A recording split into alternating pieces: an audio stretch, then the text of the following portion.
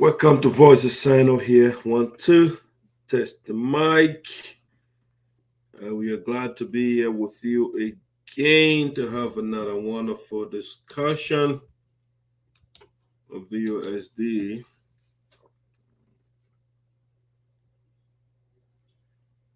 One, two, test the mic. 1, 2, test the mic.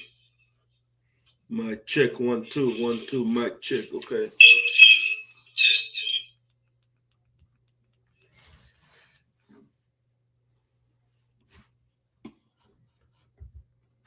Let me play some entertainment here, music.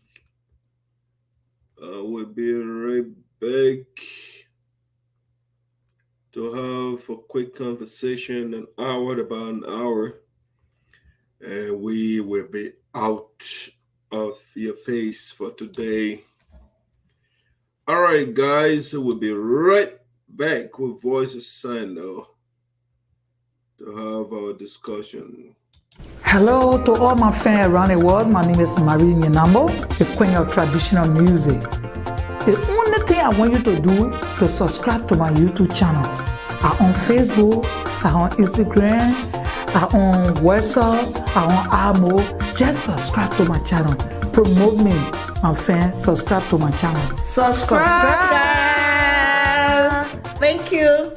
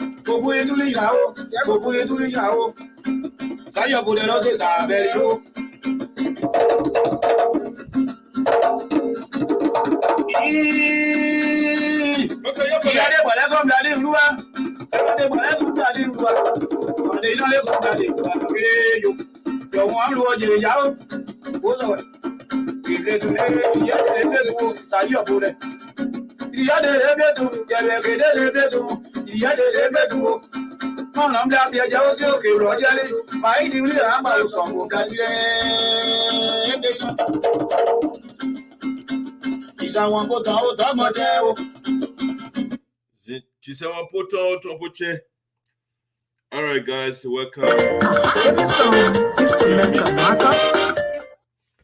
All right, guys, ladies and gentlemen, welcome back to Voice of Sinoe. Welcome to another edition, brand new edition of the show. The 28th, I think, of December, and that's 2021.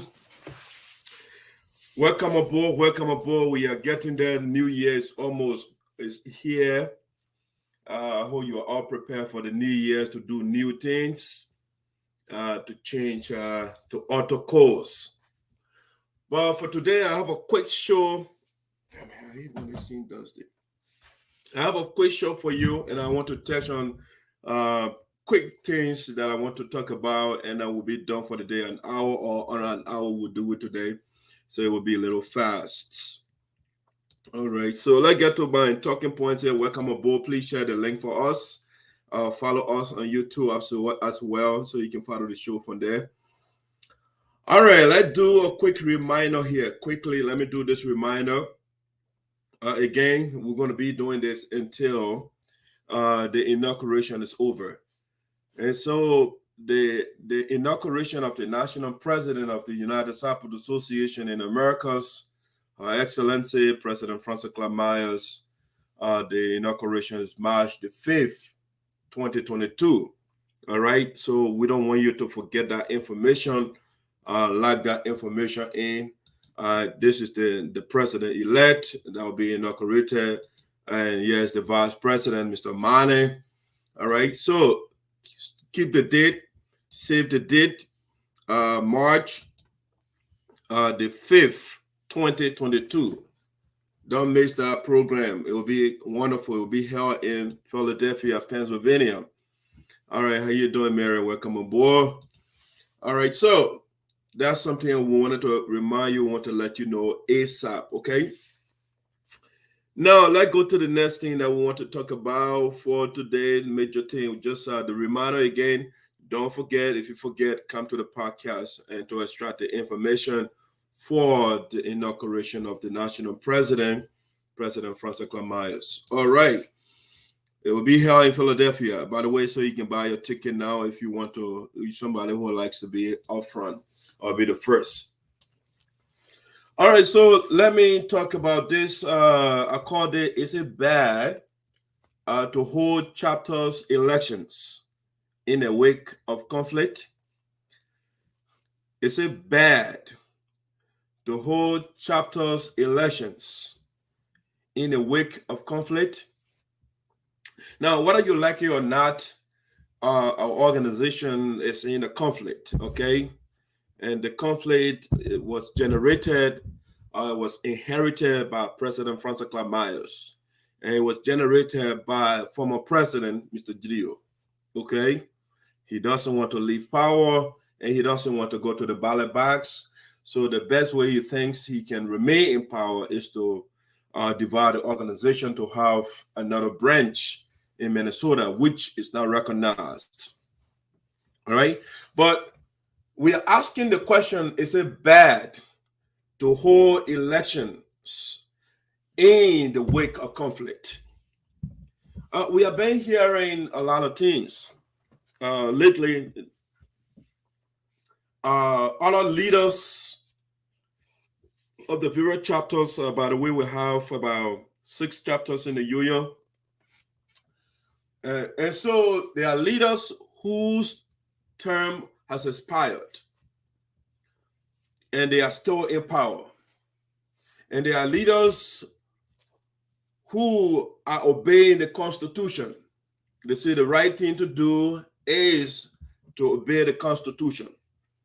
So when you take, for example, the president of North Carolina, Mr. Sam Yanwele, he has been there for who knows when. Other people say he's the king of that chapter. And we cannot blame him wholly and solely. We have been told that every time for election, nobody is willing to take over that chapter. So as a result, Mr. Sam Yanwele has been running that chapter. All right. But even at that, there should be some sort of electoral process put in place so that we can still follow the Constitution. Okay. So for North Carolina, we don't hear about election, which I think, if you ask me, it is not right, because we are working on a document. We wrote a document as an organization that we should follow. And so if a president term expires in office and there is no guidelines or there is no pro forma election established for election to be conducted, then there is something wrong. That's a breach of the Constitution. Okay, that's North Carolina. In the state of Minnesota, Mr. Casey Wiley, based on the time frame, because I was there when he took over, I covered that process in Minnesota. As far as we know, Mr. Casey Wiley's time is also over in Minnesota. But you know, Mr. Casey Wiley is operating, leading that chapter under the tutelage, or if you like, under the unconstitutional tutelage of the defector in chief, Mr. Drio. All right, so they don't follow the Constitution. Again, I told you yesterday, Mr. Gio, according to them, that he was elected in Minnesota by the members, but we don't know which Constitution he's using, because the prior Constitution, or the Constitution he was elected on in Durham, North Carolina, the man flagrantly violated the constitutional term given to him. And so when we went to Florida, we changed from 3 years to 2 years. And that's why President Myers is serving for 2 years. And the board of directors, they have 4 years, and now they are serving for 3 years. But in Minnesota, the guys did not alter the Constitution. As a matter of fact, they did not go by the Constitution, because any election or any convention that is called not in keeping with the General Assembly mandate is unconstitutional. So Green Grio called a convention in Minnesota, which wasn't in keeping with the Constitution. The Constitution did not say, or does not say, the president can declare where convention should go. It says that the General Assembly. So by that alone, by the declaration of convention by the former president, it states clearly that he is operating extra constitutional, outside the bracket of the Constitution. So in other words, the former president is the constitutional deviant. He does not obey law and order, or law, if you like. All right. So Mr. Casey Wiley is under the umbrella of Green Cogeo in Minnesota. And so his time is over, and we are not hearing anything about election. Okay? We are not hearing anything about election. And it is not fair. If you call yourselves the United Separate Association, then you have to obey the Constitution. If you're not obeying the Constitution, then give yourself a different name. But you cannot be calling yourselves on Facebook and writing all your document under the name of the United Separate Association, but you are not obeying the Constitution. And so Mr. Casey Wiley is also operating outside the bracket of the Constitution. Now, let's say Iowa, relatively, I think if you speaking relativistically, Mr. Jegbadai-Fully, that chapter, he hasn't gone beyond his constitutional allowed term yet. But given that he has corruption allegations against him, Mr. Jegbadai-Fully is not qualified to be the president of that chapter anymore. Also, we are told that he is the vice president for the Green Cogeo Association, and so he cannot be in two capacities. So by now, Abel Morris should have been the president by virtue of being the vice president of that chapter. Abel Morris should have been the president, but you understand, Green Cogeo and guys who try to hijack the Constitution. So they don't have, if Abel becomes president of the chapter will come to the union. And so what they are doing is to hijack that chapter for Jegbadai-Fully to stay there, the man who illegally put $45,900 in our account, and he says it's not for us. The investigation is going on. Excuse me. And the investigation is going on. The man said, you know what? I can't leave power. I will stay there. I did nothing wrong. You put money in people's account and you say you did nothing wrong. You took a loan. I mean, I don't know, it's a loan or whatever that money is. For the $5,900 you concealed it from the members, you did not tell anybody. And then later on, we discovered that you are doing something illegal in our account. And the man said, you know what? I'm still representing the people as the president. And the people are saying Jegbadai-Fully should leave. But Green Geo is pushing him, because when he leaves, the Boca's convention, they plan to be held in Iowa next year, will not go on. And so what they are doing is to hijack that chapter to keep Jegbadai-Fully there. And we want to encourage Abel Morris so that to make sure that Jegbadai-Fully leaves. But we are told that chapter now is dying because of what the guys are doing. The chapter is on life support right now because people are not going to meeting. They are not cooperating with Jegbadai-Fully because they feel that he is not legitimate. his integrity as a leader has been compromised by virtue of the fact that he has corruption allegation against him. He does not want to recuse himself. So in Iowa, constitutionally, the guys are still in the bracket, but the president, the guy who is serving in two capacities because he wants to host Green Code Judeo illegal convention, so he does not want to leave power in Iowa. All right. So now, when we come to Pennsylvania, the biggest chapter in the union, because President Myers was elevated to the national level, she was the one leading this chapter before. But because you were elevated, therefore, her vice president took over, Mr. Honorable Milton Teahjay is now running the chapter.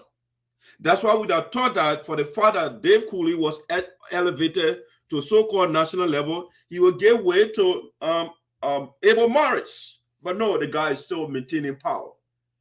They have power greed. They don't want to relinquish power. They don't want other people to serve. But these are all conflictual matter. They want to create conflict 24/7 in the organization. All right. But in Delaware Valley chapter, I think March of this year, or next year actually, with President Myers' second term will be over. And so Mr.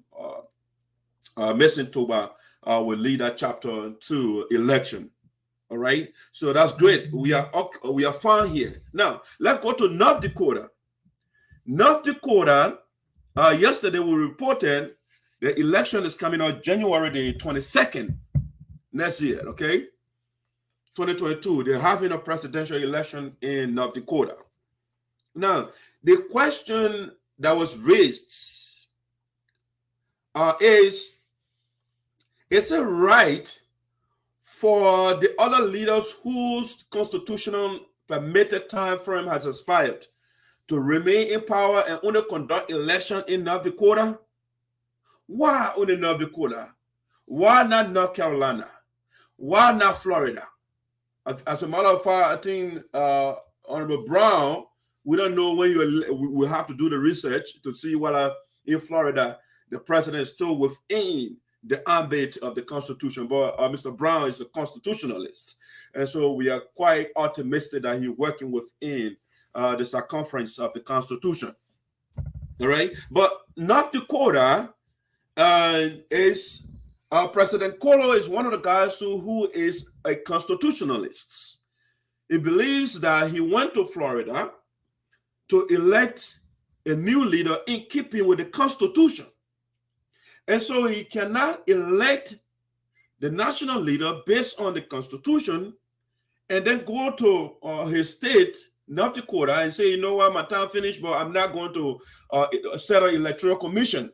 The same thing that we are vilifying and telling Green or disparaging Green for. I don't know whether we are disparaging. No, we are telling him the truth. We are not disparaging him. We are not vilifying him. We are telling him what it is, what we got written on paper. You know, so President Kolo of North Dakota, this guy right here, he set an electoral commission. He has been challenged by A. Melvin Dewey.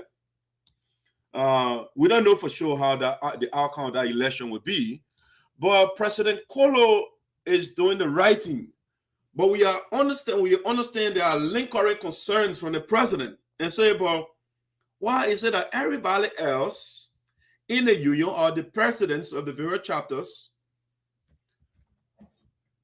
at least those whose term has expired, they are not organizing election and just only me? It just only me. Why? And so the president is raising some eyebrows over there, which I think is legitimate. But now, my call to the president again is to maintain the course he is on. If you serve your people well for the time you have been there, and I can attest to that, that you led that chapter or you are leading that chapter honorably. Given the work you are doing in that chapter, there should not be an iota of fear on the part of President Kolo. You are doing a wonderful job, and you should be able to be re-elected as president to maintain that job, despite the challenger or despite the challenge posed by A. Melvin Dewey. But when you make your case to the people and delineate your accomplishments, highlight some of the things you have done and things that you did not finish that you want to do, I think they should be able to re-elect you as president of that chapter. So maintain the constitutional course you are on. Again, 2 wrongs don't make a right. If you don't follow the Constitution, then it makes no sense for you to criticize Green Code Grio or for us to criticize Green Code Grio. Because Green Code Grio violated the Constitution. And that's why we are where we are right now. And so those of us that want to maintain, that want to obey the Constitution, that follow the dictates of the Constitution. So, Mr. President, I urge you to maintain what you are doing. You're on the right path.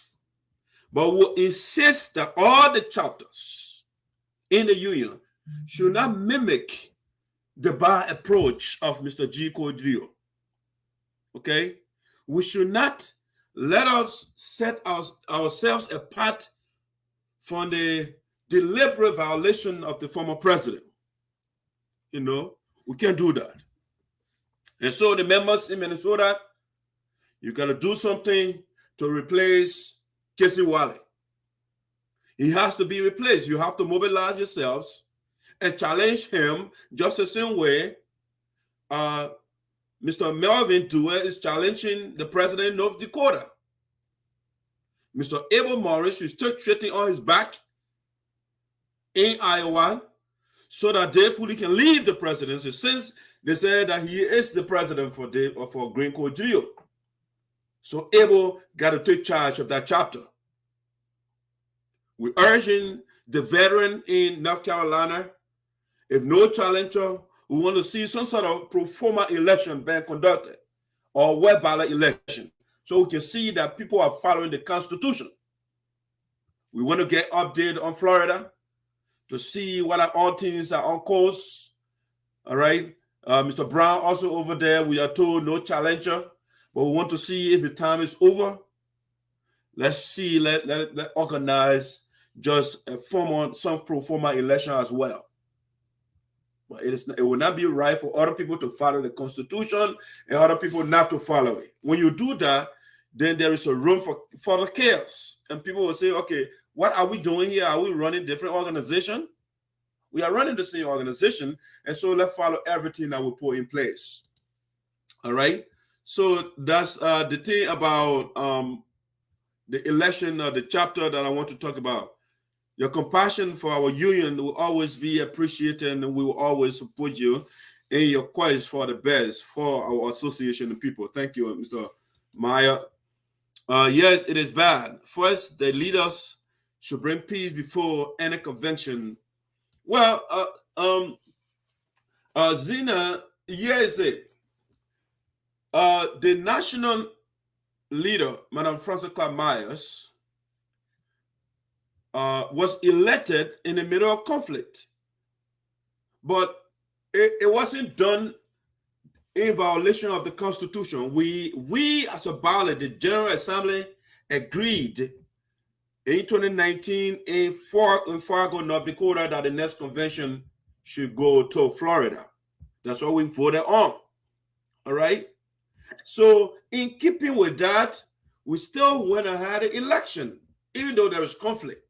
Created artificial conflict created by the former president because he does not want to be challenged. The man is not, he can't stand challenged. So he said, no, what I can do is I will set up another election where Juarzon will make me president. I will not face in Frances Clark Myers. I will not follow the Constitution. And so in the middle of the conflict, we had the convention, and so we have to maintain that. I will not face it. We have to maintain that. We can't say, oh, because the conflict, so we should breach the Constitution and so on. We are governed by the Constitution. So if we say, oh, let's face it first, let us not follow the Constitution, then let us dissolve the Constitution. That's what we should do. But as is right now, as far as I know, the leaders in power, they are legitimate because the Constitution wasn't dissolved. We don't have martial law. No. Green Code Grio is the one that has martial law in Minnesota. All right. So the people in Minnesota, they don't have constitution. Green suspended, I don't know, again, he has no constitution. He has no document that have you heard Green Could just citing constitution or his supporters? No. They don't cite any document because they are not being governed by a document. They are doing everything by the whims and caprices of Green Code or whatever Green wants. His impulses, that's why you do. You go on Facebook and say, Juarzon, I need 65,000. Go raise the money for me. It's by the chapter of the Green Code Association is governed by the dictates. Whatever Green wants, that's what they do.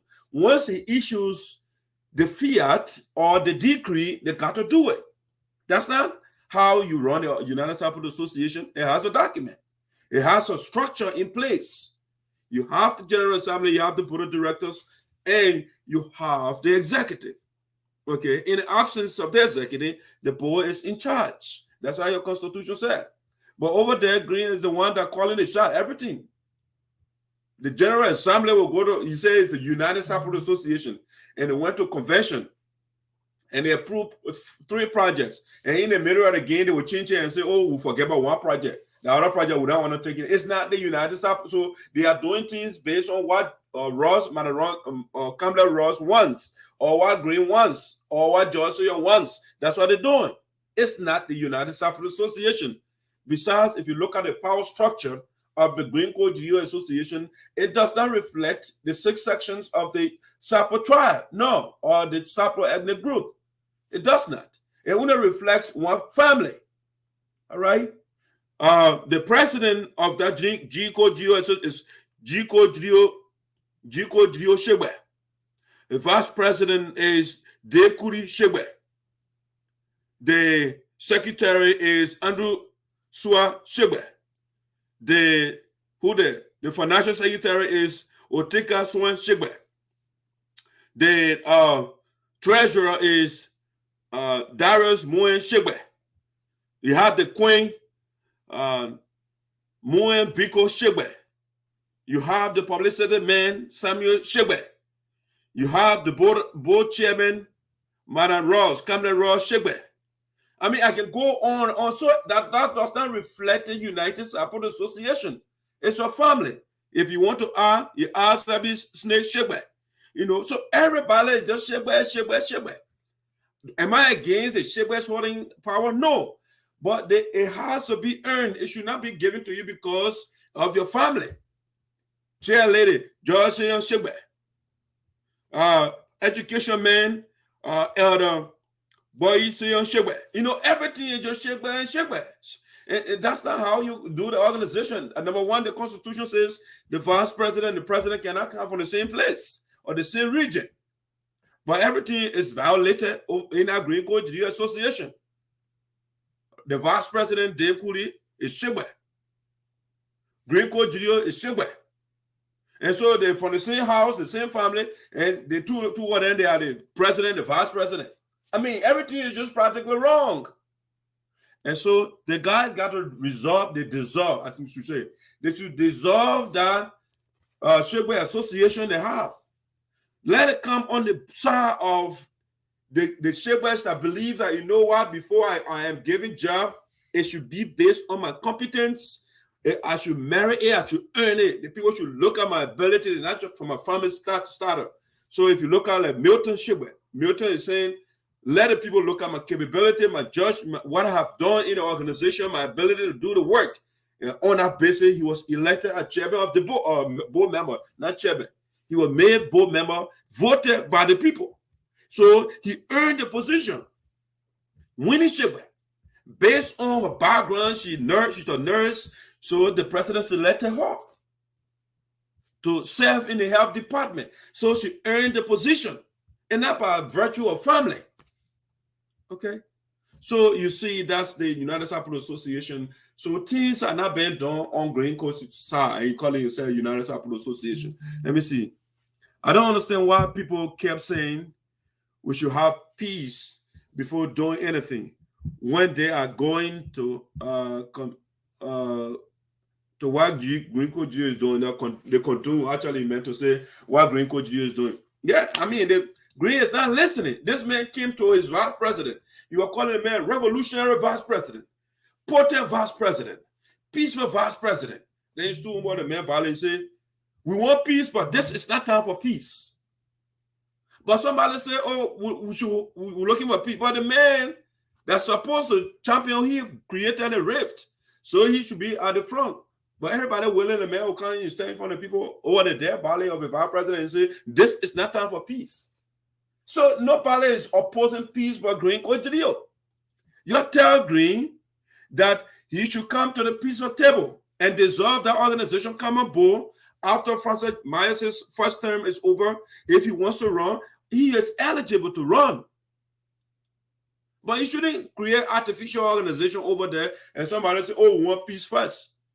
You can't go and you're angry, you and somebody arguing over something. We got the phone, you and myself will argue over the phone. You say the phone for you, I say the phone is for me.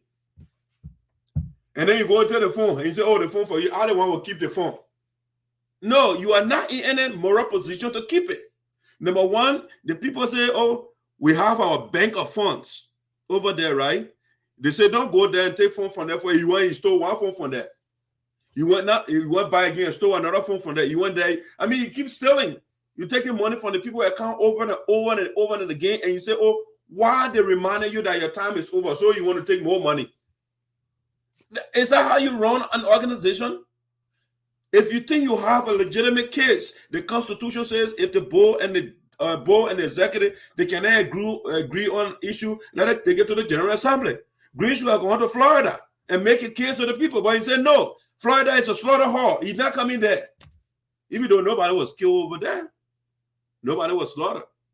So the man did everything because he is afraid of competition. He is afraid of a lady to defeat him. So he wants to become the president by division, by going beyond Juarzon. Okay, so let's go to the next thing here. So the issue of election in the union got to be dealt with. Madam President, Francis Myers, it is under your administration. You are the leader, and you have to make sure you enforce the law. You are the executive, the enforcement arm of the union. And so when these guys are doing things wrong, authorize the national coordinator to go to work. Let things be done. Let it make sure that the chapters that are not doing the right thing, let it do things right. Casey Wiley is not above everyone in Minnesota. Green Coat is not above so let the people go. You insist that the election be held in Minnesota. If Casey wants to be the president, he should go back to the ballot box. Let him run for re-election. Let him be challenged. That's what democracy requires. We say we are Democrats. All right? We believe in democratic Republican philosophy. Okay? So we have to go to the ballot box. Dave Cooley got to be forced to leave, saying he doesn't want to leave peacefully. He is corrupt. It's clear. He hasn't denied that himself. He is convicted, at least in the court of public opinion. Okay? So the man cannot hold on power over there. Colo is doing the right thing. He's going to the ballot box now because he knows that he's doing the right thing and there is no reason to be afraid. Okay? So, Madam President, you have to make sure and go to work. The people give you the leadership gavel for a reason. You got to make sure you got an awesome and beautiful team. Let the team go to work. Let the guys do their work. Those guys, those leaders, Inauguration chapter, they will not outright when you don't exert your authority. If you don't like them to enforce the law, you are the enforcement arm of the organization. So go to work, Madam President. Now, let me go to the next thing here. How we doing on time here? Let's get to the next one here. Zarzar and Duncan. Who should replace Teahjay or Milton Teahjay? Now, if you ask me, number one, my preference, of course, is Honorable Zarzar. Honorable Zarzar should replace Milton Teahjay because he has the experience, he has the record, he has the knowledge, he has the temperament, he has the integrity, and everything else. He should replace Teahjay. Okay? So the question is just simple. Who should replace Milton Teahjay? Is Honorable Zarzar. Am I against Duncan? No, I'm saying my preference is Honorable Zarzar. Now, I will urge Honorable Zarzar and Mr. Duncan to start hanking heads now, to decide. Because again, if two of them they go in the race. I know Teahjay will not be elected, even if Zarzar and Teahjay and Duncan they run at the same time. Teahjay will be defeated at the end of the day. If Zarzar wins, I will be happy. If Duncan wins, I'll be happy. The only person I don't want to be elected in my county is Milton Teahjay. And I'm firm on that. I'm not against, but my preference for the senatorial slot is Honorable Zarzar. And he is my first choice. But you know, the political variable, they are fluid, they can change anytime. So assuming that, so the variable changed and Duncan remains in the race and Zarzar is giving something else, I'm just saying something. I will still support Duncan. I'd rather Duncan than to have a man who was declared guilty for corruption. The man himself telling us corruption power, get it. The man who was going after people's jobs, taking 46% from payroll in Taiwan, stealing people's cars. He is on tape and telling people that corruption power are guilty of it. So I like Duncan. I don't mind, but my preference is Zarzar. But I know if Duncan and Teahjay go in the road, Duncan will beat him. When Zarzar and Teahjay go in the race, Zarzar will beat Teahjay. All right. So 2023, I don't have problem with either Duncan and Zarzar. But let two of them try to hang heads right now and see what they can do so we can take the men from our back. Because Teahjay is the one that causing conflict in the county. It's not Duncan. It's not Zarzar. It's not Chie, even though Chie is undercover supporting Teahjay. Teahjay himself fired young people from his office the other day for them speaking up for themselves. See, now he and Teahjay are fighting. Alvin Wizard should not get a job. They won't give it to Othello Kojo. So when we take Teahjay from there, Sinoe will be together again. The people will work together in harmony. So Zarzar and Teahjay, who should replace Teahjay? My preference is Zarzar. My second choice is Duncan. Yes. My second choice is Duncan. No way. I mean, you can do all the tribal politics inside the county. No matter what you do, Teahjay cannot win 2023. Tribal politics will not help Teahjay anymore or anybody inside the county for that matter. Because these guys, they have tried the tribal politics forever and nothing has happened. Our people condition still the same. So tribal politics is still, it's overdue. It has overstayed its usefulness. So it is not about tribal politics. It's about the issues. What is it that Teahjay is running on now when he is going to the people? As a lawmaker, you have three functions. He failed in all three functions. For 8 years in the Senate, Teahjay cannot sponsor a bill to pass both chamber of Congress in Liberia. He sponsored a bill to make rape the law of the land. Is that a man you want to put in power again? No. So it is either Duncan or Zarzar. Duncan has some school project going right now. He's out of the country. Lobbying for the county and all of that. While Zarzar is on the side and hiring people and sending people to school. I saw one of the staff, they're traveling out of the country to go get an advanced degree and stuff. If they've confirmed, we're going to come back here to talk about it. So that's what he's doing, sending people to school, because he is saying Teahjay himself validated that Zarzar built the first high school outside the capital city of Sinoe County, Greenville. And Teahjay is on tape telling himself and telling the people, corruption power got it. I am against her. All right. So why would anybody take against her over somebody who is not against her? Okay. And so the question of who should replace Teahjay is not a difficult question at all for me. My first preference, Zarzar. My second preference is Duncan. Yes. Because the only way the reason why Teahjay is doing what he's doing right now is because of Teahjay. He want to play the tribal card, but he was not helping. This is the man that was preaching cohesion during the campaign. Now he's turning away and going on tribal politics now. You know, so once we take that tribal kingpin Teahjay from there, Teahjay will go back in a shell. Nobody will be supporting the idea anymore. Something where is working with everybody in the place there. Besides Teahjay, we're fighting everybody. I mean, so all the other lawmakers are working together. So once we replace the men who are declared guilty for corruption, who stole Patricia Flomoka, who sponsored bill to make rape of the land, who stole Patricia Flomoka. I mean, those things. Sinoe will be right. His supporter telling us the man, he established a district, he believed. Now, he the one wrote that. What have Teahjay offered? That the men are campaigning for him, this guy right here. He the one wrote this. What have Teahjay offered to the people of Sinoe in his 5 years leadership? When he was superintendent, this guy was asking questions. What has he done for the people? What are his legacies and benchmarks that can be seen? We can't see anything. His own campaign chairman is saying that we can't see anything what he has done.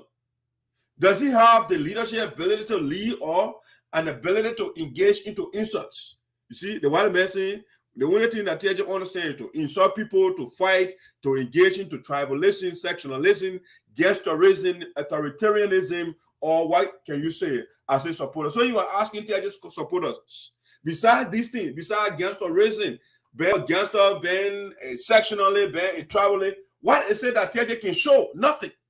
His own supporter, the man who was campaigning, this guy.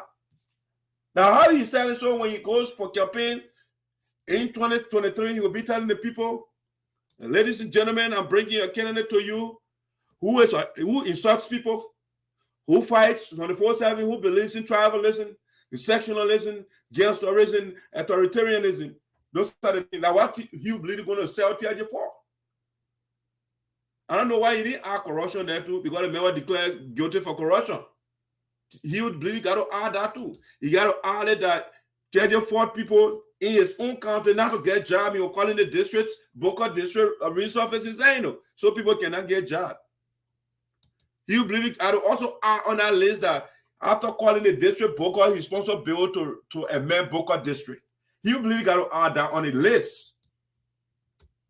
He would believe got to tell the people the man he bring it to them, he was charged for criminal conspiracy, criminal facilitation, misapplication of entrusted property, and violation of PPCC procedure and processes. He believe got to also tell the people. He hasn't told that one, he left that one out. He believe got to tell the people that yes, the court verdict that his boss man was declared guilty for corruption for bypassing the PPCC Act, and he should have been in jail for 5 years. But the people did not apply the law as required. Here's the law here. Any person who contravenes any provision of this act commits an offense, and a person convicted by a court of a violation of this act shall, upon summary conviction, be liable to imprisonment for a period not exceeding 5 years. Okay, this is why you believe you're going to be telling the people of Sinoe County as well that Teahjay will be jailed for 5 years. But there's a travesty of justice that went on in Riverside County. You believe will be selling Teahjay to us and saying, you know what? Teahjay and Taylor, they separated because Taylor was the spokesman for Charles Taylor. And they separated because Teahjay wanted a portion of the timber trade. Taylor was extracting the timber from all over the country, but then when they went to Tayo Forest to take some of the timbers, Taylor started taking it, and Teahjay said, you know what, I want share of that, I want 50 or 60%. And Taylor said, no, I can't give it to you. So what I'm going to do, if you want me to get some of the proceeds back, bring the community, bring the leaders of the Tayo Forest or the people, I will get some of the money. Teahjay said no. And that's how the scrimmage started. Before then, Taylor saying to Taiwan on a diplomatic mission to represent the government. The Taiwanese government, when he went there, they gave Teahjay guns and some money. Teahjay returned to Liberia. He reported the guns to Charles Taylor so they can kill our people. And that's how they murdered 250,000 people. He did not mention the money to Taylor. He concealed the money. And then the Taiwanese government actually wrote the Taiwanese government to appreciate the government for sending guns to him to kill his own people. So the Taiwanese government replied and said, okay, thanks for the acknowledgement, but your official did not report the money, the millions of dollars we gave him. And that's how Taylor got angry. They almost castrated Teahjay. He left the country and oh, Taylor extracting Timor from my country. He was quiet the whole while when you were on Taylor. You were pressing the man. But now Taylor almost killed him now, so he was seeking asylum out of the country. And so he said, oh, Taylor was taking the land, you are depleting the land, and you're doing all those things. The man is a criminal. That's a criminal that you believe will sell to us in 2023. You will tell us how you will sell the criminal to us. Let me read a little bit of this article. Opposition political leaders in Liberia say they are deeply concerned about the fate of a former cabinet minister. Former, right? Because Taylor fired him because of some of the things you are doing. Taylor fired him. Milton Teahjay, they mentioned in here, right? The BBC article here. Milton Teahjay was sacked as information minister by President Taylor 2 weeks ago after he criticized government policy on the Timor trade, okay? So the Timor trade, he wanted some of the money. And Taylor said, no, the Taahjay want foreign money. If you want me to get the money back to the people, or to the money, I will not give you the money. I'd rather give the money to the citizens. Or Taahjay want. And Taahjay said, no. And that's how the fight started. Taylor, he chased him out of the country now, and that's how he started talking, oh, the man, he's taking money, he's taking the Timor, he's depleting the forest, and he's causing deforestation, all those things. You know, that criminal, when you honor Taylor, you are rejoicing. So that is criminal that he really bringing to us. All right? He's finished calling the mayor a criminal already. So, ladies and gentlemen, 2023 is not a question. Who will replace Teahjay? It's just a matter of time. Because we know Zarzar will beat Teahjay. If there's Zarzar and Teahjay in the race, Zarzar will beat the man clean. Say, for example, Zarzar and Teahjay and Duncan will beat Teahjay. What is it that the people will say? Tribalism? Oh, the man. Let's listen to a little bit of Teahjay. Now, why you be telling the people? Because we'll play it when the man finish talking, they will play their own audio to the people, so the people can listen which one they want to go with. The current Teahjay or the one who telling people he stole. So let's play a little bit of Teahjay. This campaign has started, and we have to keep educating our people. We have to educate our people. Let me see. Let me you to listen to something here quick.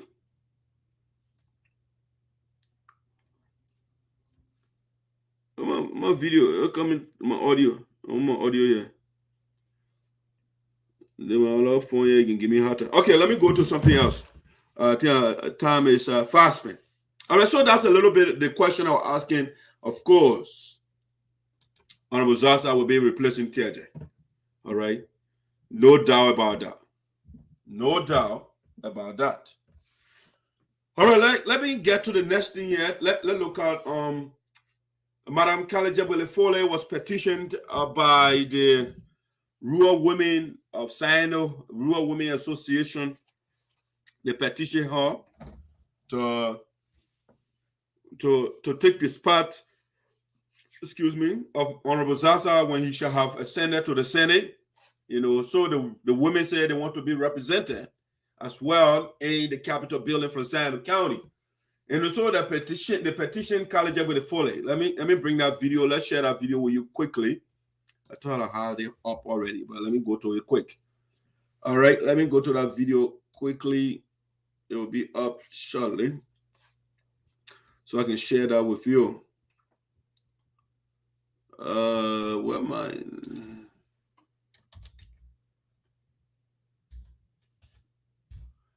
All right, I saw my name just now. Where am I? God, give me a second. I think I gotta go. What you do? Let me go quick commercial. I'll be right back with more stuff here. So I will carry you the quick commercial. I'll be right back. Stay tuned. Let me get that up.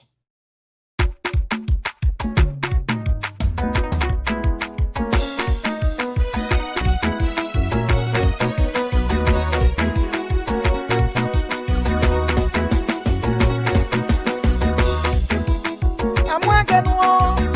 Walking on, I'm walking on. I'm walking on, Babade, I'm walking on. Sigere, I'm walking on. Guy bled me already, you want to get it. I bled your bully, I'm walking on. Yaki Sari go on ya down. Sigere, I'm walking on. Martin, I'm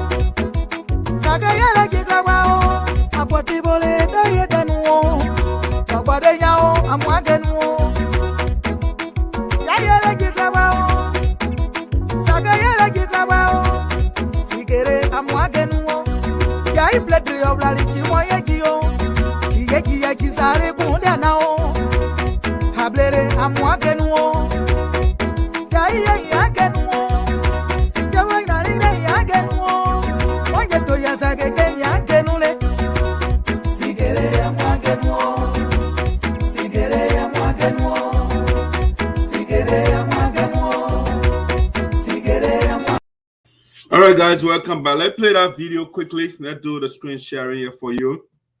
So we're gonna listen to the acceptance speech of Gallah Jegbadai-Fully when she was petitioned by the people of Sinoe County, when she went over there by the women, as you say.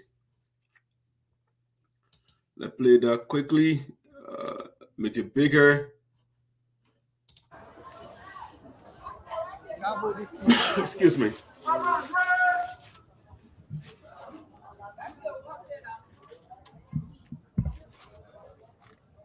Good afternoon. Okay. First, I want to thank the rural women. I am most grateful. The official of this city, Little Creek, I am most grateful. The citizen of this city, I am most grateful. All our friends, well-wisher, yes, I am most grateful. Can everybody hear me? Yeah. I'm small inside, but I think I possess some power in my voice.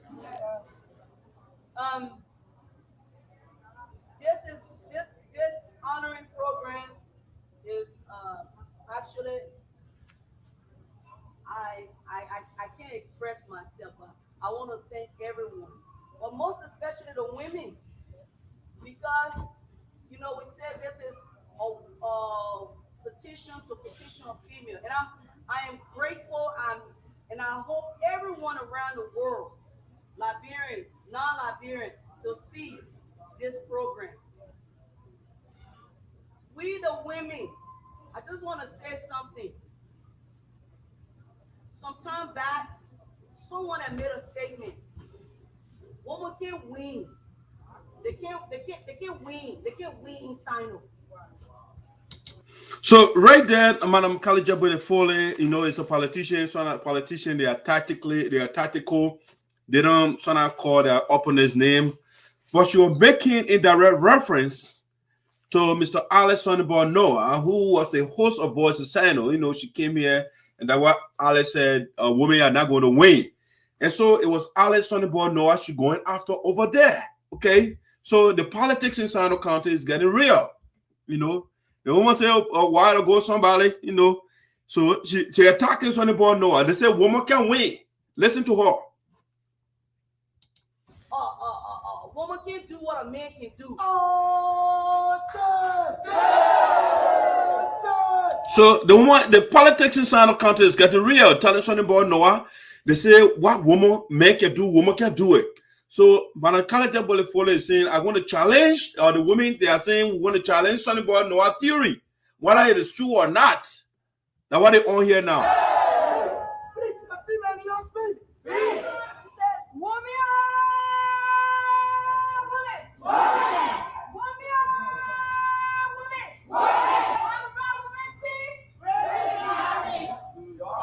Well, they say when women speak, the great thing will happen. I don't know what will happen in 2023, but let's see what happens.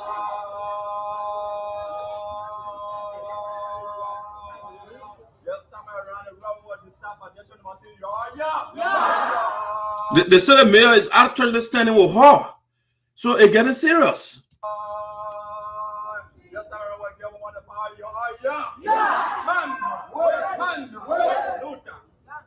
You know, so they said a woman can't do what a man can do.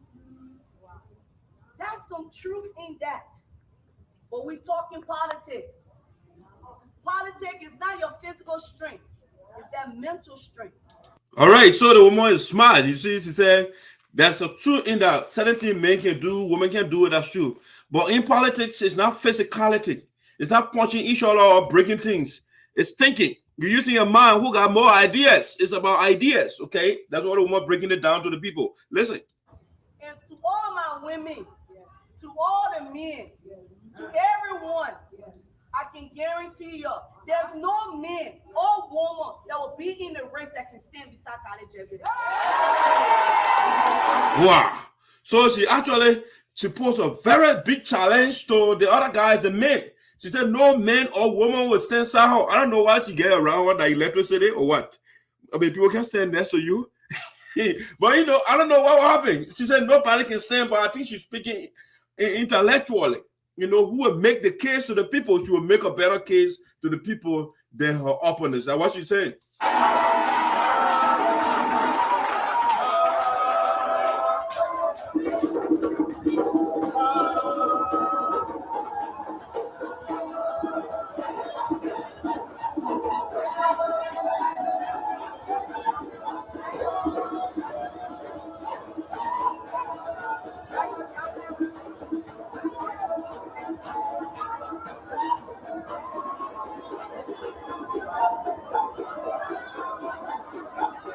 I mean, the crowd is scared. The other guys, Color scared.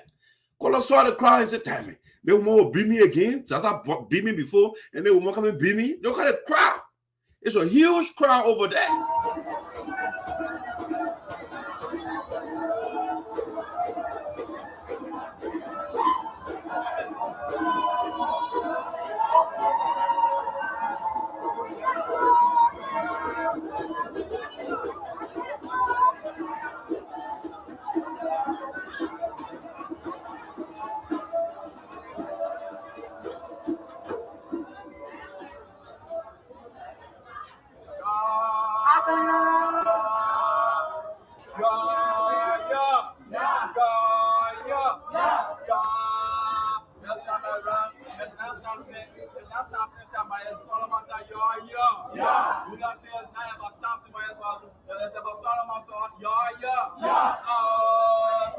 You say leadership is not about Samson, it's about Solomon, okay? It's about mind. It's not physicality. That's what you guys are saying.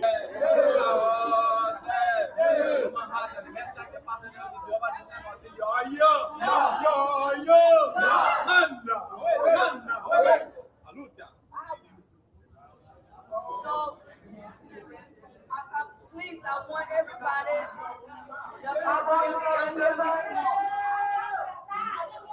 you know, this program was arranged by the women. So you know it's something special when the women decide that they will get behind that friend woman. Because it's the women that put them there. So when a woman moves from behind you, you know a woman will go there. So to my women, you know, politics, they say politics is interest. You know, people will say politics is interest. For me, I say politics is collective interest. If Gallah benefit, the woman that live all the way back there, she should benefit too. That is politics. It's collective interest. We as women. All right, so the woman is preaching collectivism, okay? So politics is interest. Other people, they are speaking from a perspective of ecocentrism. You know, it's about me. But she is saying the politics of interest in her context in collectivity. Let everybody benefit from the interest that we are seeking. All right. So who is going to go to the Capitol building to seek the interests of all, that the collective will benefit from whatever will be generated from the Capitol building? We need to understand that we have the numbers in our head, and representation requires that we all be part of it. There are issues that is pertaining that is special to us. Only us can advocate that. Okay, so the woman is the first thing, the two things she said over there. She talk about politics, democracy is about numbers, so she appealing to her base now. We, the women, we are in the majority, in other words, okay? And she also said, whatever affects woman, another woman would, because she will use that word empathy. She will make that clear to you in a second. But that woman will feel another pain. Another woman was pregnant before. So man has not been pregnant before. You can sympathize with that woman, but you can't empathize with that woman. You can't put yourself in your shoe because you can't get pregnant. So the woman said, you know what? I understand. I have been pregnant before and you have been pregnant. I the one will sympathize with your condition. I will empathize. I can put myself in your shoes. So I appreciate your petition. A man can only feel sorry when you die in childbirth. Oh, I'm so sorry, y'all. I'm so sorry. But another woman will feel empathy because she been there before. Yes. And she could die. All right, so she's saying another woman been there before. Man, when you die of childbirth, the man will feel sorry. But another woman will feel empathy for you. She will put herself in your shoe because she could be the next victim of such death as at birth. All right, baby. There too. Yeah. So that is why we say politics is interest. Because you want your interest to be advocated for. We come here and we dance, we enjoy ourselves, but after all is said and done, then we go home. We don't ask the question. We don't ask, what are you doing over there in Monrovia? What are you talking about, sir? They say the budget comes. We don't know what's inside. What's inside there for us? That is what your representation comes in. That is where the person comes and talk. Politics is not a big muscle. Politics is the ability to go anywhere and talk for your people in front of anybody without. So the woman is saying, to making the case, politics is not about big muscle. It's about going anywhere and standing in front of anybody and make the case for your people, the people that you represent. And that's what she's talking about here. She said other people will get phobia when they bring big crowd, they carry it at an international function. Some of them will be the guests as president. So some people, the people will even understand that, you know. So she says she can go anywhere and make the case for electoral district number 3.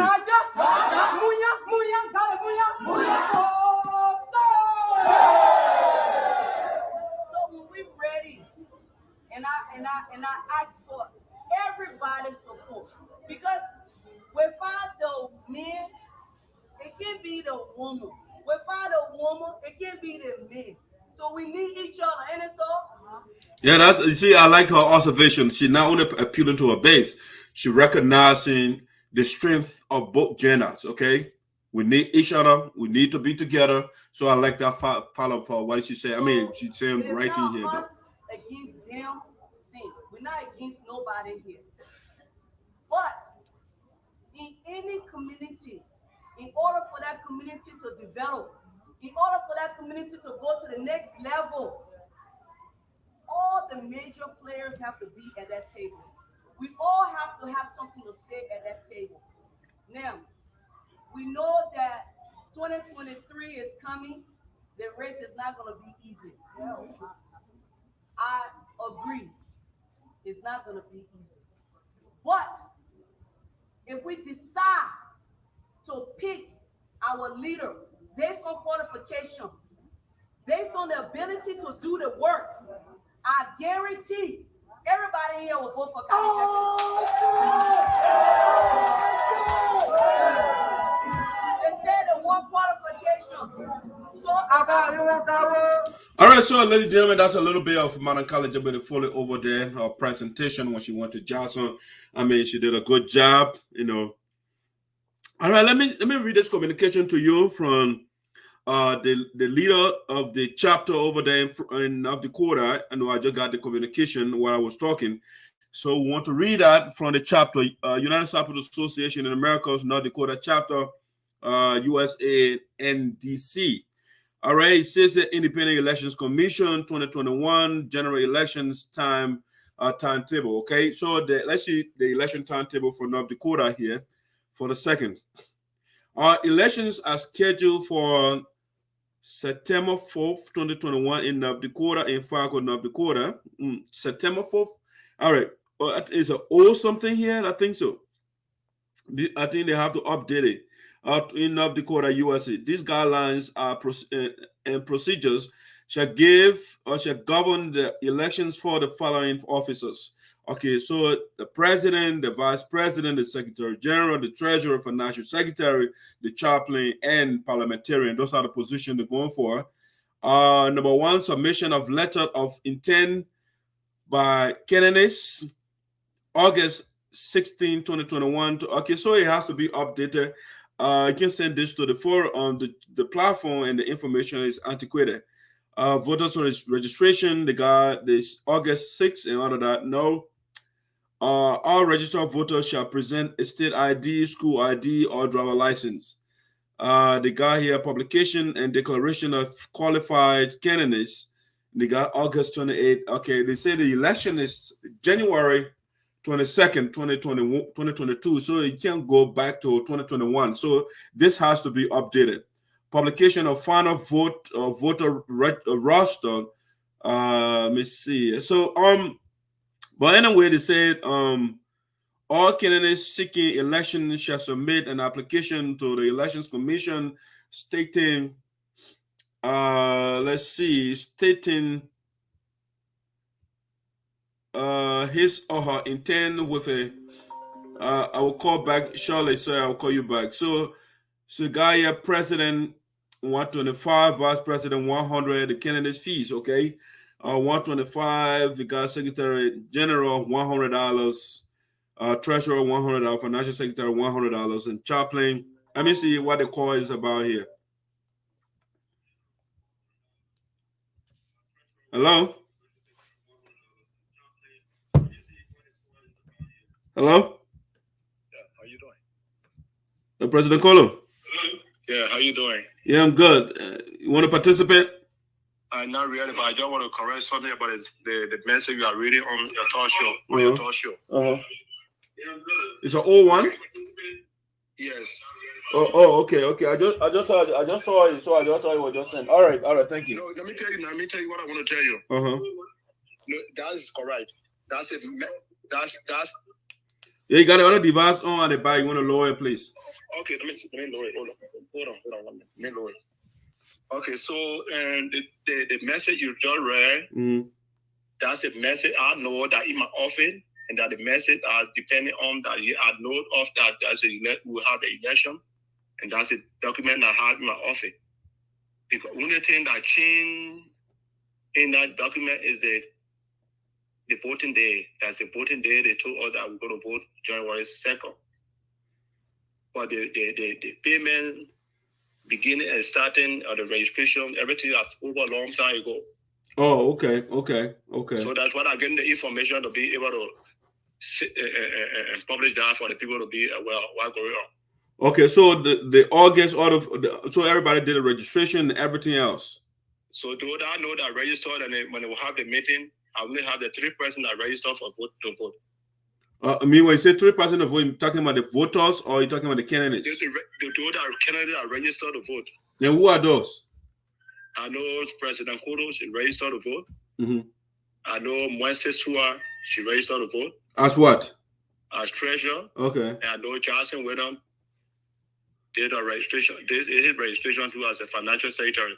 Okay. Send August, send them. They get a time, deadline, everything. We are not see anybody registered, but now. Okay. So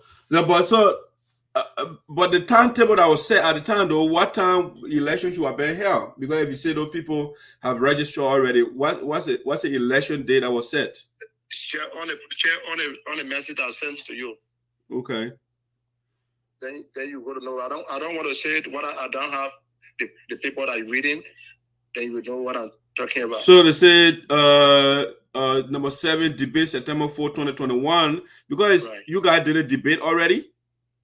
That's what I'm saying. Those we got to call the election commission. All that question will be question the election commission what all that happened, and they're going to tell you about all that. I can't talk for them. Polling center closes at 8 p.m. on September 4th, 2021. Election results announced the same day. Okay, that's in the past. So that's why I said the guidelines, the information is antiquated. So the Electoral Commission got to give her new information.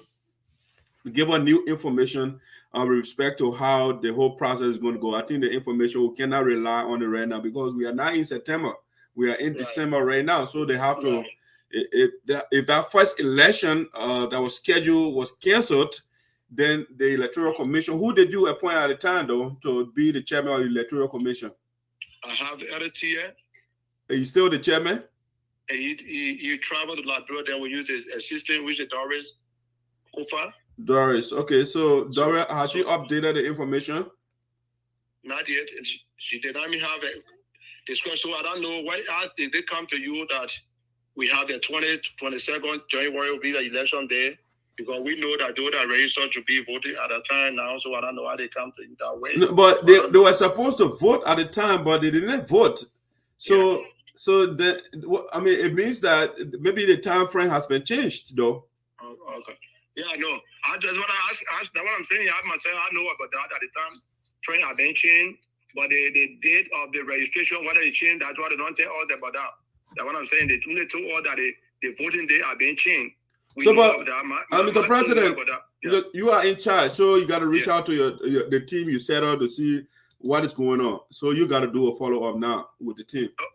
Okay. No, what I'm saying there is that because I get a news and that news I watch the show, and on your talk show I hear people that register to vote, people every other candidate in the race. That's what I just want to know that because I'm ready to battle anybody. Okay, all right. Yeah.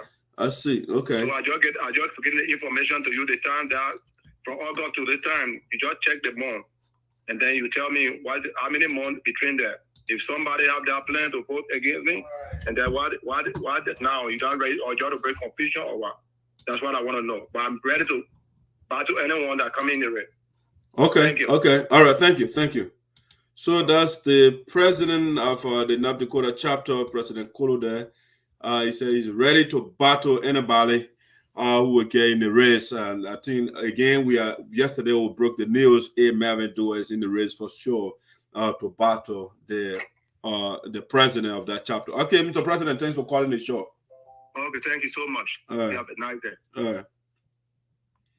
All right, so that's the president of the North Dakota chapter. All right. So myself, I don't know why. Okay, yeah, I don't know either. Okay, so that was the issue of Madam Gallah Jegbadai-Fully, her petitioning ceremony in Juarzon. So we just wanted to share that information with your voices. Sinoe, we are here to do justice to everybody, all the happenings from Sinoe County and within the U.S., specifically with our community. You will know everything. Now, the next thing I want to talk about before I let you go for the day, my last talking point, is this right here. I want to give my take on Chuckie Taylor's interview with Costa, okay? The son of the former president of Liberia, Chuckie Taylor. Let me see, there's a call coming in here. Hello? Yeah, this is Mr. Monaco. I just want to say a couple of things to our brothers and our dynamic president of the Dakota chapter. Mm-hmm. That we are there and we are here to support him 100% behind him. We will run his campaign, even though I can't vote for him there because I'm not a resident of North Dakota, but I know a lot of people there, and I'm going to get on my van wagon and drive there and carry on his campaign and campaign for him. So kudos to him. He must not be afraid. Stand firm, stand as a man, and we will be there for him. That's what I want to say. Okay, but quick question though. You are a national leader, right? Part of the national team. Is it constitutionally permitted to campaign at a local level?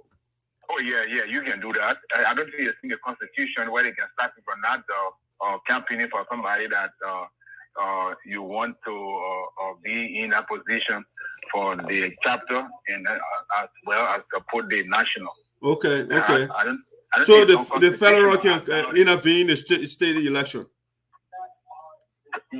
I'm not going to vote. I can't vote because I'm not a resident. Okay. But I can campaign for him. Okay. Yeah, I can campaign for him. So if you had to campaign for him, what would you tell the voters? I would tell the voter he's one of the best, and he's the best, and he's been there for everybody from day one. So we want for him to stay there as incumbent. So what do you mean when you say he is the best? What is that? Because he always there supporting the national from the chapter, and we like what he's doing. We admire him, and we want to continue with the kind of people who have mind for the union, for the people of our land, especially the Sinoe, and that's the kind of people we want in the race, and that's the kind of people we want to be the leader of any of our sub or chapter and support their union. Mr. Kolo is the president for our local chapter, and you spoke of him supporting the national. At the local level, can you reference something that he's doing as well? At the local level, he always got people under one band, and I haven't heard anything about disruption or confusion or this and that in there, or why he been there for the time he been running that chapter. So it's a sign of good leadership, responsibility, and respect. Okay, and, so when you say we, though, we meaning what? The national body or certain group of people you're referring to? When you say we will support him? I'm talking about everyone that honor his umbrella, and we would talk to them to support him. Oh, okay. People honor his leadership in North Dakota. Yes. Okay. That's clear. All right, Mr. Modwood, thank you so much for calling the show. Thank you. All right. Bye-bye. All right. Taylor, let me see. There's a call coming in here. All right, guys, that was Mr. Modwood. If you're also free to call if you want to comment on something. Let me deal my last talking point for the day before I let you go. All right, so there's another call coming in here. Let me see. Hello? Hey, Madison. Good afternoon. Hey, welcome aboard. Jala. Thank you very much. Yeah, I got a couple things before I let you go. Number one here is the people that want peace, that always talk about peace. When are they going to condemn all these wrong things that are going on? That Greenville continues doing the wrong thing, dividing our people, but they don't want to condemn it, but they want peace. Every time they come on social media, they speak about peace. Oh, you can't have this one here until you have this one. But they cannot go to Greenville and tell Greenville what you did was wrong by taking the people money. The money that you took, it don't belong to Madam President, it don't belong to the people. So what you did was wrong. They don't want to do it. That's number one. Number two is, I really want to know, is Melvin Dewey, commonly known as Jim Woodward, does he even overturn the 5 presidencies from Minneapolis? Is he member of North Dakota? Did he pay his member fees and register yet? Has he qualified his campaign according to the rules and regulations, the timeline? All those things, I think these are the things we need to focus first. Because the reason I'm asking this question, that's the same thing he showed up in Florida saying, oh, I want to vote. He did not follow no rules and regulations. There was nothing for put in place, and he wanted to just register right of the ways and start voting. So these are one of the things I want to put in place. And one thing that I will support him, that's a great thing to do. You should challenge anybody. He got all right to do that. But to do that, you have to be sure you are everything right. You are a member of the chapter. You are paying your member fee. You are did everything. You attend over the 5 presidencies in Minneapolis. Is there a constitutional requirement for that? The what? Is that a constitutional requirement that you got to turn over from another chapter to participate in another chapter election, or it's just I think implicit? it should be. It should be. If Slavery didn't do a good job, it should be. Okay. Hello? Yeah, I mean, Okay. I think the Constitution is silent on that part, you know. Okay, so then that's wrong because you cannot occupy two spaces at the same time. Okay. And that's the last thing before I go is you confuse me right now with that question because I have something I want to say. Okay, yeah. Sorry. Yeah, so okay. Yeah, so these are the things we need to find out. And my last question is why he want to become president now when I was behind him to become president for Minnesota and he rather go on a Casey Wiley who does not even know what he doing. So now he want to go North Dakota now. He changed his mind now. He want to be president for the South people. And all the time I was behind to do all the things you want to do. And the men were afraid to attack to contest against Green Code Geo's man. No, okay, so I would call this our post say that you didn't get. And why should we trust him? Because the same guy who dismantled our group. We group that he dismantled. The pressure group. What did he do? What did he do? Everything. What did he do? He automated the group. Explain that. What do you mean? Okay, so Melvin Dewey, somebody called Juarzon Bordeaux. Mm-hmm. He had no positions, but the first thing there was no. At that time, we don't have no constitution. We don't have nothing in place, no record. He automated me to suspend me with no. I don't know where they suspended me on because there was nothing in place. So what constitution that you have to suspend somebody? The first so what was the violation for which you were suspended? Because I spoke on your show, and I didn't say I was speaking on behalf of him, but because he think he got people that because he got automatic spirit, so he used it. So what I'm hearing you, so you are anti-Junior right now. That's what you're saying? I mean, in terms of election. It's not that I'm anti him. He's doing a great thing to challenge Scholar, but the fact that how can we trust him? Would you campaign for him saying you are not anti-him? Would you campaign for him? I would support him, but I would support his idea, but I'm not going to campaign for him. Why? Because I ain't trusted dude. Okay, because why? Because he fired you, or he sacked you, or maybe he suspended you. Fired me. He cannot. The man is a flip-flopper. That's it. That's all. All right, but you spoke of the peace. People, they want peace, but they don't want to speak or speak to the those that are causing conflict. Who are those people that you're referring to, though? Okay, first of all, let me start from the little people. Number one, I'm part of it. How do I be part of it? Because I insult other people too, right? So if you want peace, you have to look in my face and say, James, what you're doing is wrong. Do it properly. And you need to apologize. Comrade, you are wrong. I think I told you before. I know you told me that. You told me that when Gallah Jegbadai-Fully said how I think. So why you can't stop? Eh? Why don't you stop? You only want me to stop, but the main people that started the team, your voice can't reach that across the river. It's too far for you. Who the mean people? It's Jegbadai-Fully, the one that started the whole thing.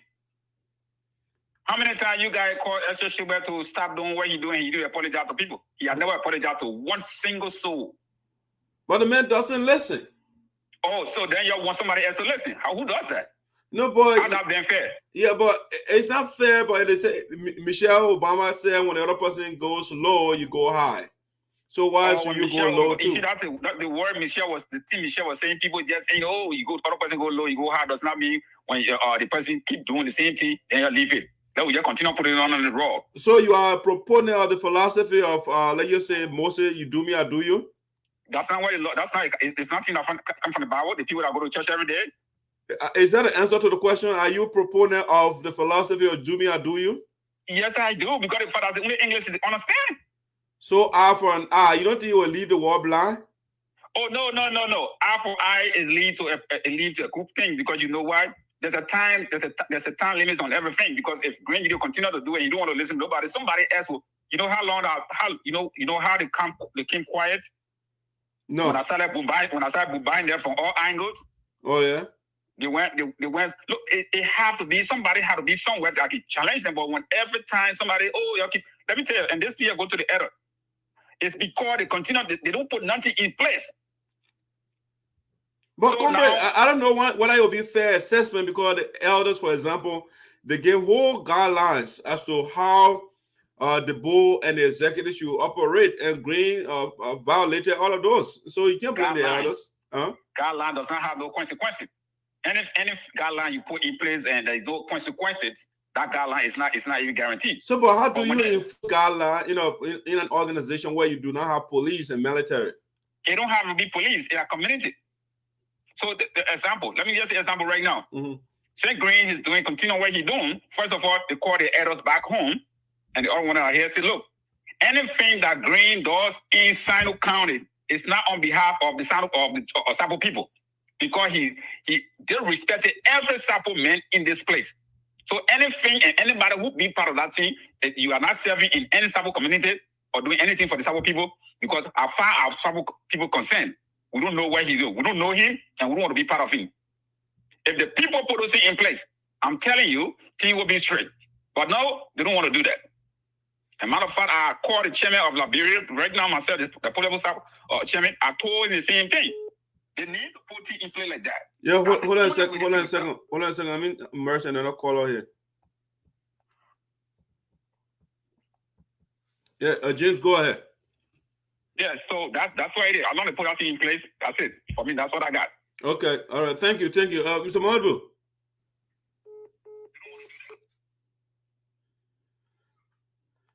All right, before I go to my next topic, I don't know if Mr. Mahmoud got off mistakenly or he called accidentally. I'm not too sure. Let me see what I can call him back. If you were calling or was a mistake, so I can go to my next topic.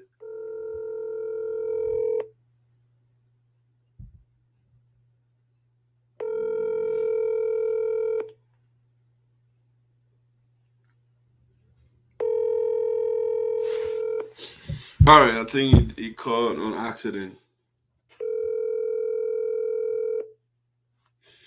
All right, let's see. Let's go. So, guys, thank you for your participation. I really appreciate it. We want to hear your views as well. Let me see. Let me get something here.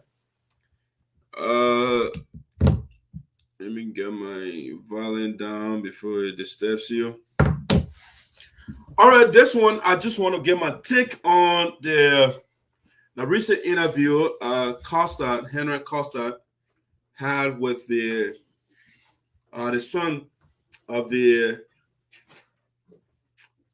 former president, the son of the former president of Liberia, Chuckie Taylor, and that interview was interesting, weird way to me. All right, so I want to share the video and then I will give my view to you. Okay, what I think of it, what I make of it. So let's see it here. Let me do the video sharing. Let's see. I will get the right one, hopefully. That's this one. All right, this is the first one. Let's listen to this. Good afternoon, folks.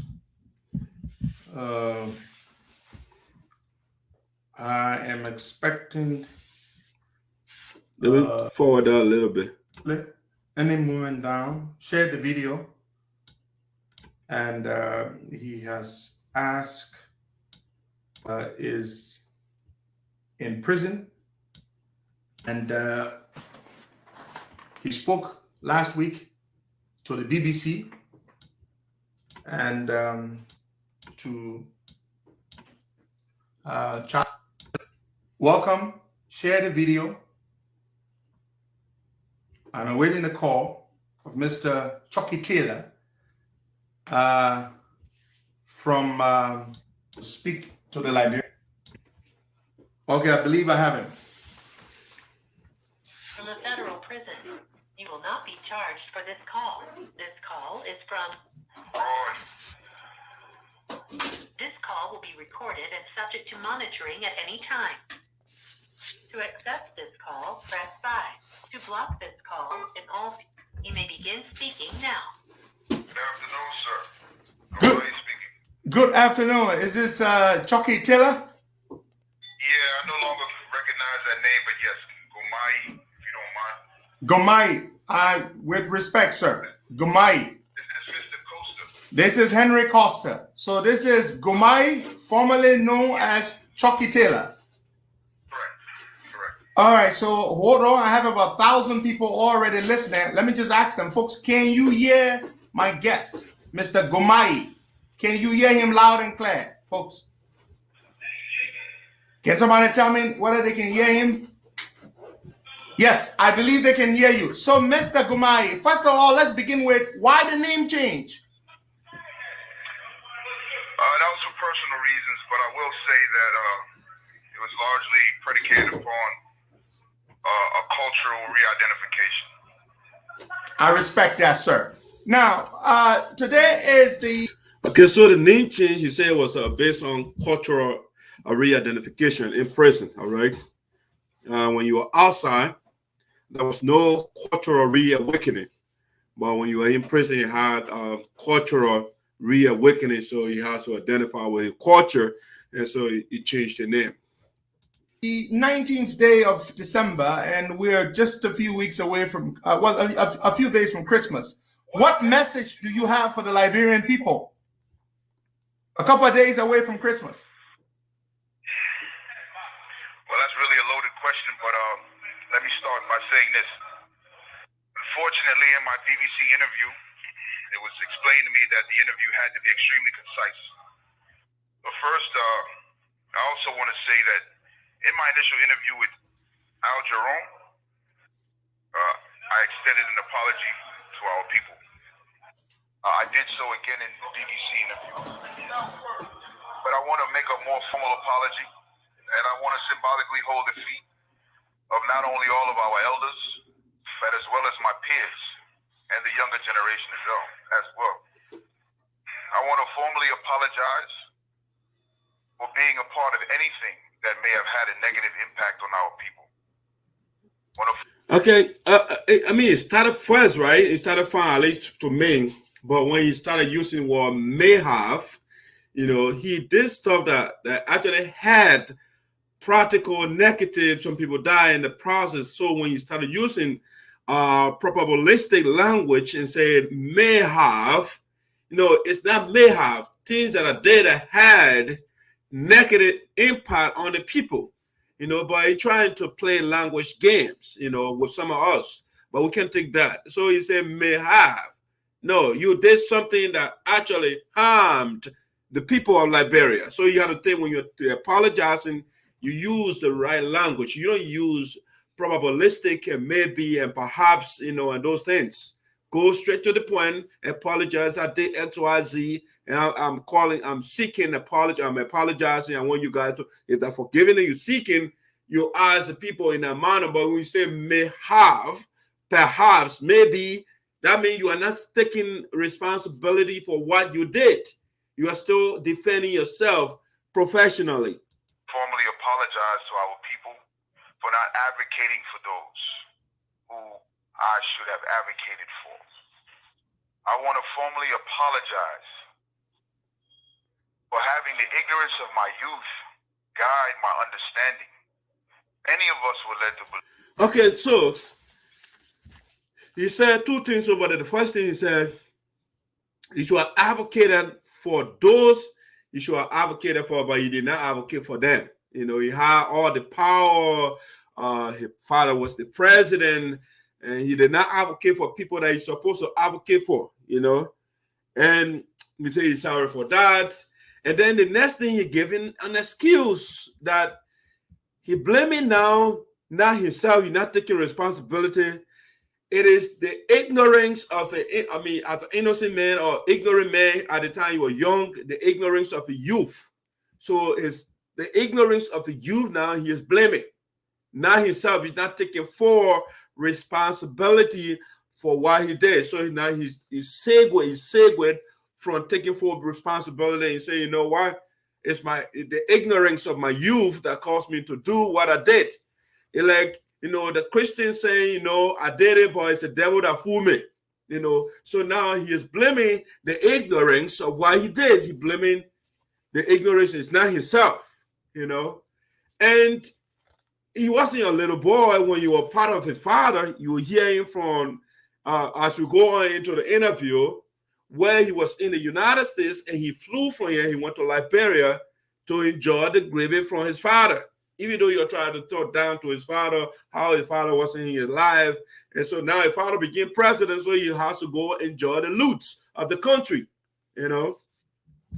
Mr. Maya, I will call you back later. I will call you right back. Let me go into the video a little bit. All right, so now he is blaming his ignorance as a youthful man. Even though he said he was born in 77, and so in the 90s, he was in his 20s. He wasn't a little boy. When something is wrong, he's supposed to know that what he is doing is wrong, you know. But he was okay with him at the time. It was okay. And now he's in jail. He said, oh, no, I have cultural reawakening. I believe that what we saw back in those days was for a greater good. But I really want to dig into this because people don't understand that this apology is not connected to my freedom per se. The law, this case is okay, so the apology is not connected to his freedom, okay? Predicated upon law and facts. Okay, so it's not connected to his freedom, it's predicated, it's based on law and facts, okay? So I don't know, maybe he had new evidence now to exonerate himself. So let's look at what laws and facts say. And this also should underscore how important and close to my heart this formal apology is. Because if I place it in a different context, people will begin to appreciate why it is so important for me to contribute to the process of reconciliation by this formal apology. And more importantly, God willing, earn the respect of our people based upon action, not just words, because words ring hollow without action. God willing, I mean, like, you sound like your father. God willing, I'll be back. You know, so I don't know. God wasn't willing at the time when you were harming your people, sir. But now God willing, but let's go ahead. But imagine, are we saying as African people, we are not prepared to respect and honor our own, protect our young, shelter and protect our women, and feed the elderly as well? But sir, these are things you did. You did not respect the Liberian people, the elders, the women. You guys, you were part of the ATU of your father. And you're going everywhere and doing anything and everything, you know. But now you want to lecture us what we're supposed to do, something that has been part of our culture a long time ago. And you guys violated those things because you want the power. That we are only prepared to show love and respect to those who do not look like ourselves. That under the worst conditions. No, you guys violated that. The Liberian people, maybe we looked at you, but you guys did not respect us. Even had America not indicted Chuckie Taylor, he would have been over there and say, you know, I'm about everything else. You know, I'm the man. We don't respect each other. You know, they don't respect us because what? We look the same. So they will carry war. They will not use intellectual battle to make a better case, a better argument why you should be given certain things, but you carry guns and you say you will turn around later, oh, we don't respect each other. You did not respect the Liberian people. You and your father. You did not tell your father what you were doing was wrong. But when your father became president, you left the United States to go enjoy the booty, the loots over there. That we have no understanding or consideration for the lives of those who form part of our bloodline on that continent of Africa. Having self-educated myself, pursued vigorously informal education, learning about Pan-Africanism, post-African history, specifically the independence era and what has taken place up till now, it is mandatory for me to make this apology. And I'm glad you'll give me the platform. You're talking about Pan-Africanism. Those are things that his father believes. You know, the father was a strong Pan-Africanist. He didn't teach you those things. You didn't say with him to get to lecture on or to read some books on Pan-Africanism. You know, at the time. But, you know, at the time, the guys were all about looting and treating, so they don't care about reading or listening to what his father was saying. His father, when you were in Nigeria or when you were in the country, and so, oh, the outsiders should not get in African people affair. It wasn't that Pan-Africanism philosophy you were preaching at the time. And enough time to be able to make it in a way that can be truly heard and felt. Well, I anticipated this interview to have been scheduled for another time. Well, there couldn't be a better time, and feel free because this is a massive platform. Lots of people will listen in Liberia and around the world, and other radio stations will take this interview. I'm taking it right now. they will run with it. You trust me, it's going to go viral. Let me say this to you. I know from reading that lots of times when people go to prison, it gives them a time, a moment to reflect, to learn, and a lot of times a lot of personal transformation takes place. Could we say that is what has happened to you? Well, obviously that's it. I mean, if you are confined or jail for 97 years, you got to have fun. I mean, you got to reflect more, because when you had the freedom, instead of doing the right thing, I mean, you are doing the wrong thing. So now you are confined in a place. Hey, that's when you think better. You know, that's why, I mean, maybe that's why you think better. You think about great people that went to jail, like Dr. King. You know, they were doing the right thing for us, and for the right thing they were doing, they put her in jail. So it gives them more time to even think and reflect how to free their people. But in the case of Chuckie, they do bad thing, and then they go to jail before they say, oh, they're reflecting on the condition of their people, you know. Have you enlightened yourself, educated yourself? You've come to realize that this call is from a federal prison. Absolutely. I'll say this, that's an understatement, but yes, I've had to grow, and I had to make a very firm choice under the most desolate conditions. I'm in a level 5 penitentiary, one of some of the most violent institutions in the federal system. Yeah, so in the level 5 penitentiary, that's why you have to think. That's why it's time for you to think now, because it's serious. You know, when you have all that freedom to make maximum or good use of that freedom, or you are abusing it, so you are in a maximum prison right now. So now you have to think. System. This is the second unit that I've been on where someone has actually been killed. This is a very combative and difficult environment, but I found. Yeah, you see, that's exactly what Chuckie Taylor put the Liberian people. They were in a very precarious situation. They were not free in their own country. People were running here and there. And so Chuckie Taylor now, he was feeling how the people felt before. Now you are feeling it, because you are in a situation where people are dying, where they kill people. And that's the same situation in Liberia.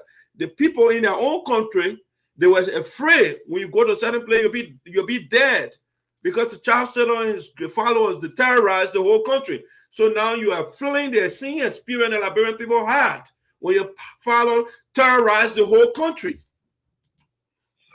Self-reflection within myself, a humble strength.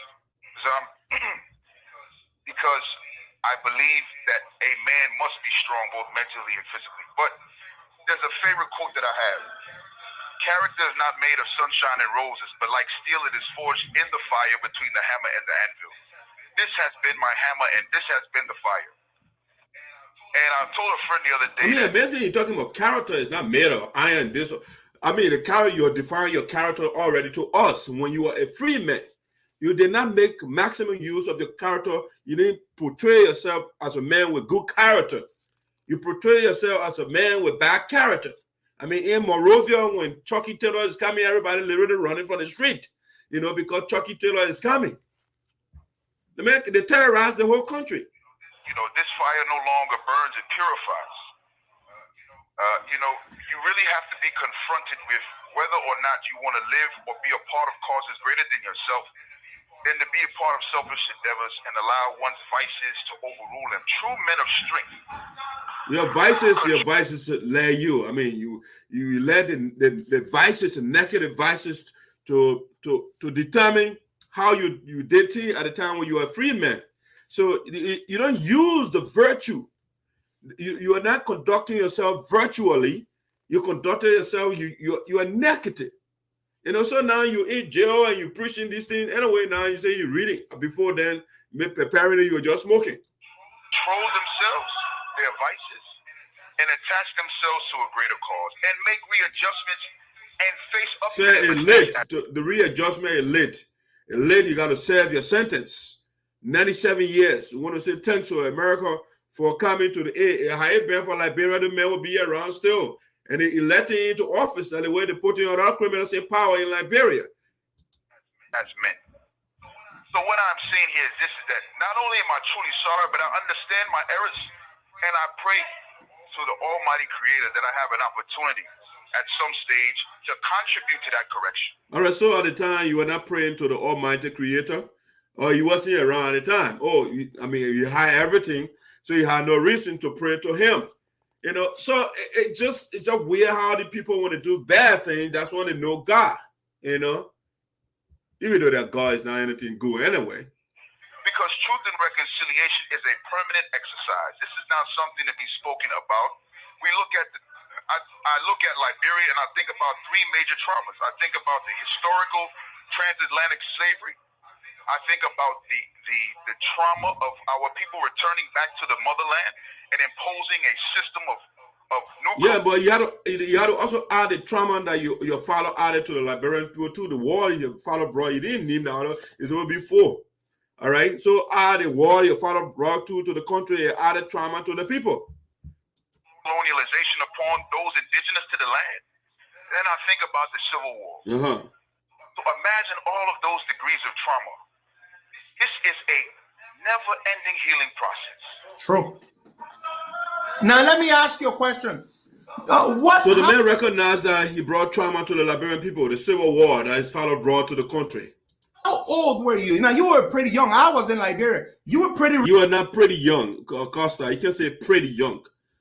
Pretty young when you got involved with your father's fighting forces. How old were you? And to the extent you get involved, you're not pretty.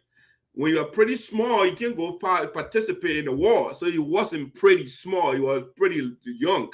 You know, you were old enough to participate in the process to harm people. You know, so you can make that language fine, Costa. The man was adult enough to participate in the war. And so don't say pretty enough or pretty young. You know, he wasn't pretty young.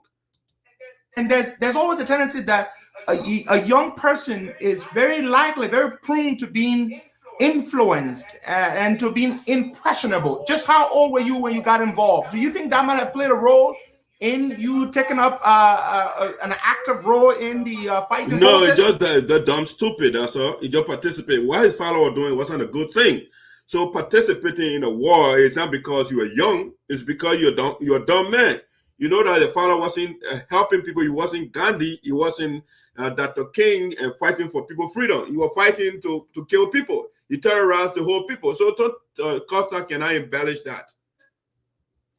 Well, let's contextualize that because, again, like I made very clear, and you know, as I said, I would really like a more structured interview. This is very impromptu, but I would like to make a full presentation before our people because context is important. I was not the commander of the ATU, but to say that... All right, he said he wasn't the commander of the ATU, but he didn't say I wasn't part of them. He said he wasn't the commander, but he was part of them, in other words. That's what he's saying. So you're still part of the mayhem that they caused in the country. You are not the commander, but you are a member of them. None of us made an intellectual contribution to Mr. Taylor, and securing him would be wrong. But I will also say this to all right, so you said they made an intellectual contribution. That is, they advising, in other words, and the father wasn't listening. Okay, if you are a good person and you advise your father to start doing something bad, and you still remain with him, what does that make you to be? You say your father, you make an intellectual contribution to your father, in other words, to start what you're doing, and you know why your father is doing is bad, but then you stay with him, even you give your advice. What is the point of your advice if somebody is not listening to you? Do you still support the president, or you take a moral stand? Why did you give that intellectual advice to your father? What was the purpose? There were credible threats not only against my life, but against the whole man. All right, you said there was a credible threat against his father and him. Who posed the threat to you and your father? It was yourself. Your father carried war in the country, and they murdered people. So you want the people that were murdered to sit down? And so you said they posed a credible threat to him. In the interview, Chuckie Taylor would tell us he was in the U.S. and he left from here, he went over there and put himself in the threat.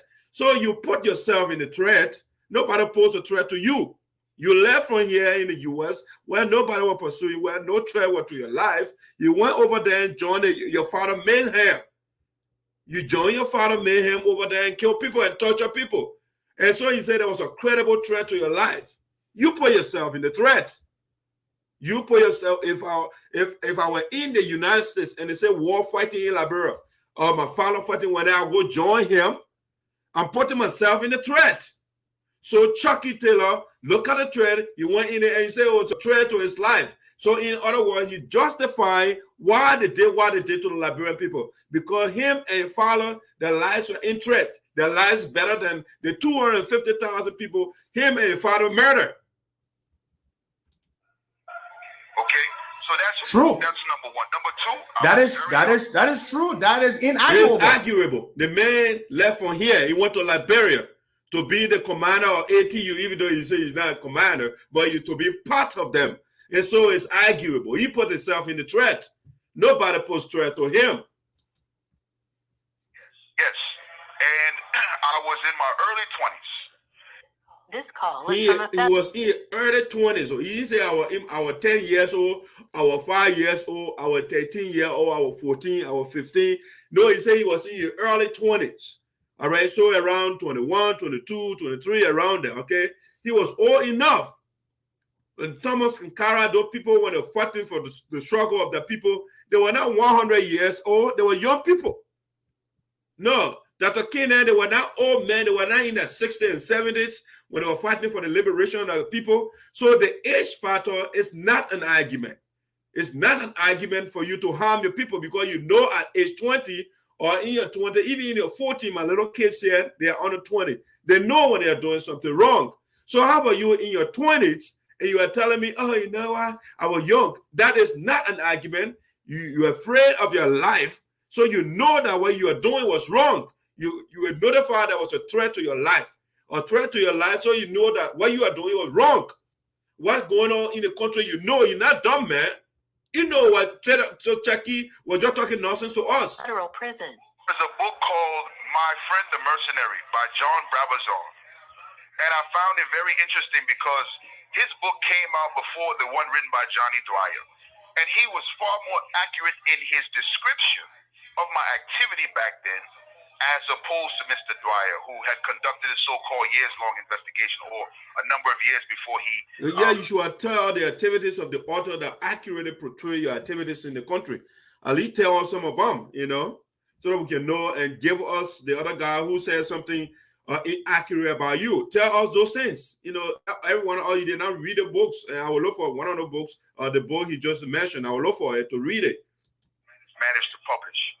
But what I will say is this, is that, yes, I was extremely young, but more you are not extremely young. No, when you say you're in your early 20s, you are not extremely young. Okay? 20 years, you're out of high school, you know better. Yes. You were in your early 20s. And so you were not in high school, you were not in elementary school. You was 20, that means you would be 20 in your early 20s. So 18 here, saying he came from the US.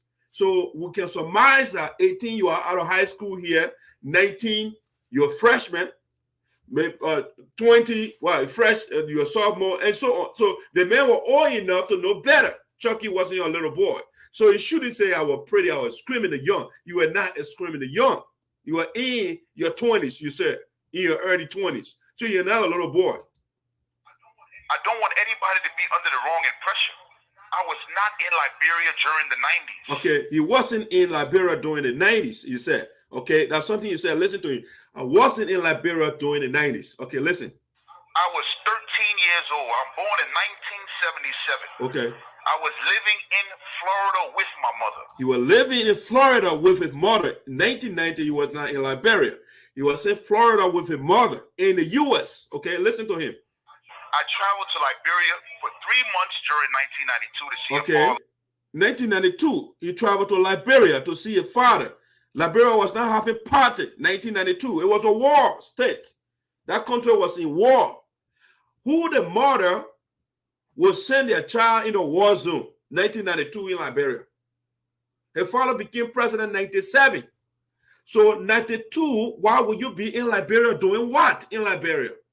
And you say you're 13, what 13-year-old doing in a war zone? 92. And so the guy he was a horrible guy. Maybe he was doing things in the U.S. and he was not listening to his mother, so his mother sent him to Liberia. And so when he got there, it was the right place for him to carry AK-47. You are in the United States. Your father waged war on the people in the country, and you say you are 13-year-old, you left Liberia to go look for a father during wartime? The guy is not making sense to me. You go look for your father during wartime. The guy participated in the war actively.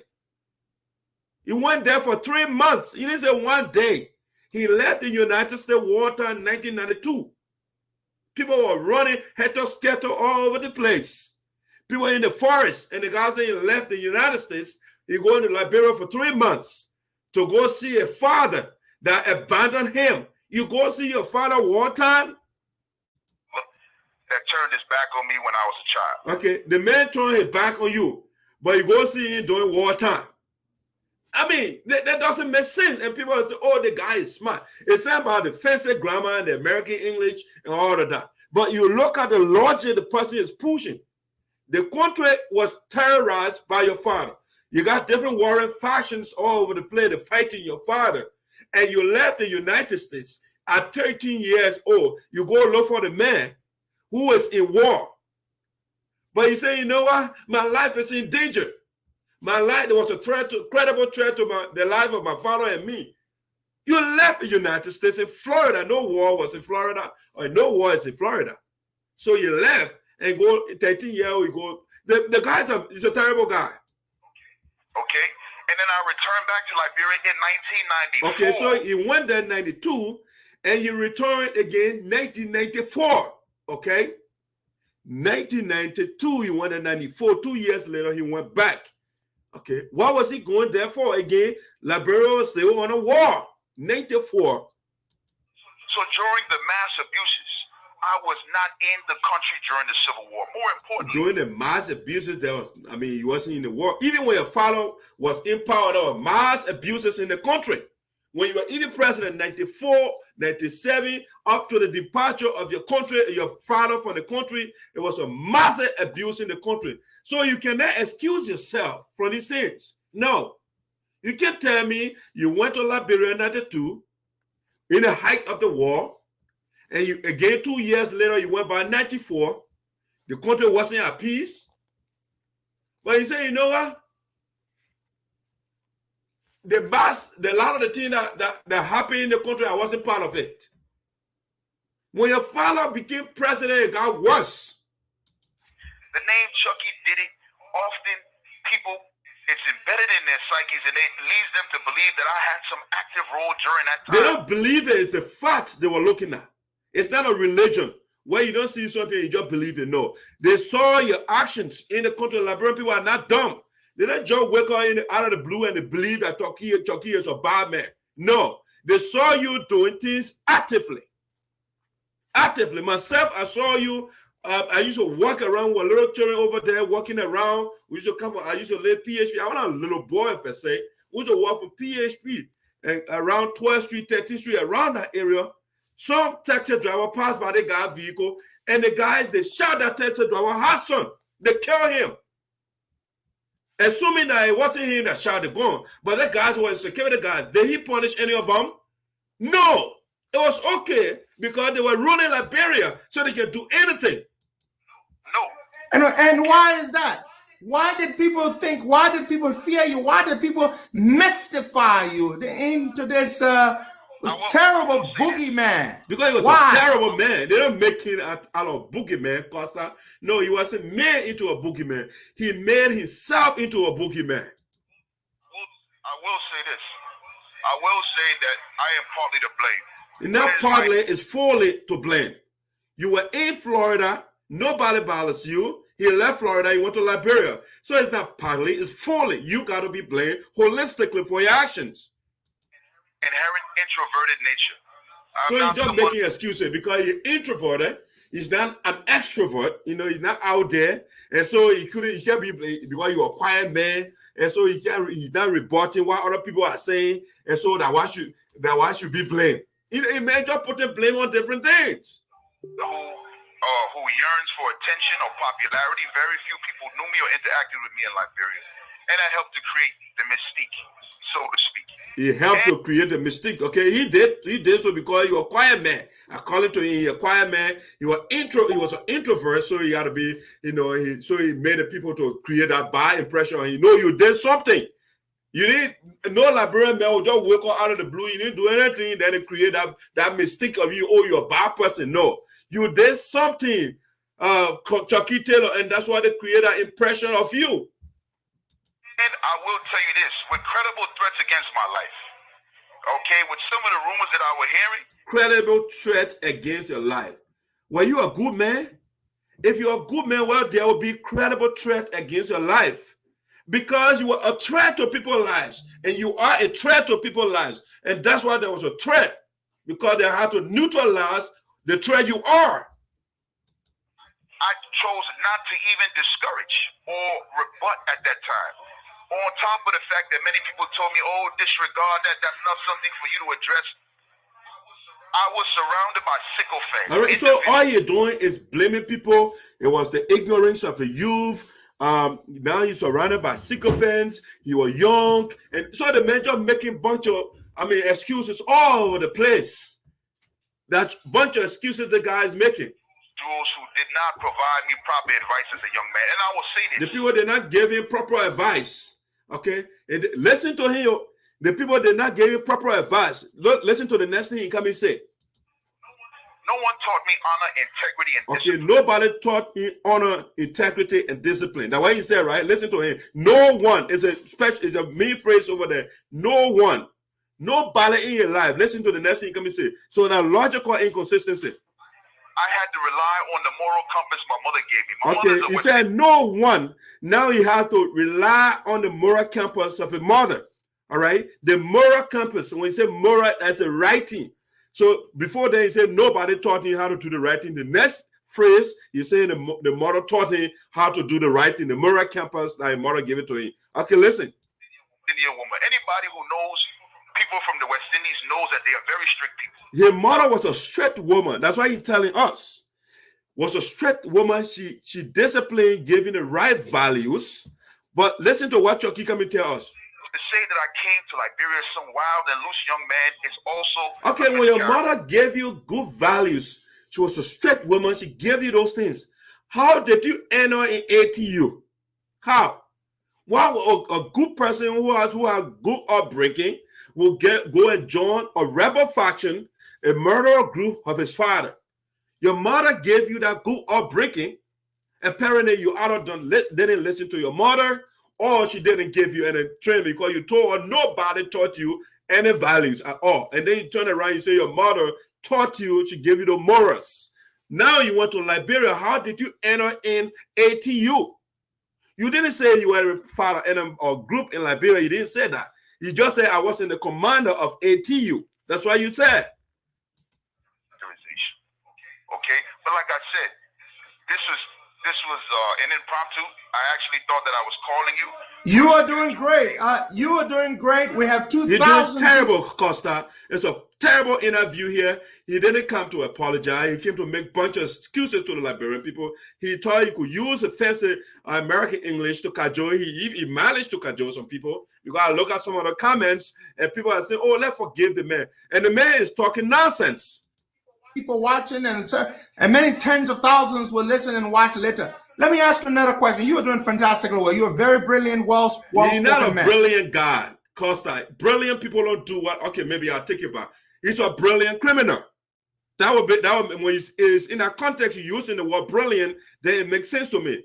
He's a brilliant torturer. He's a brilliant gangster. That's why he is. You know, he's not an intelligent guy. He speaks English fine. Speaking English, mastering a language does not make you brilliant, does not make you smart. It's just that you don't know the language. That's it.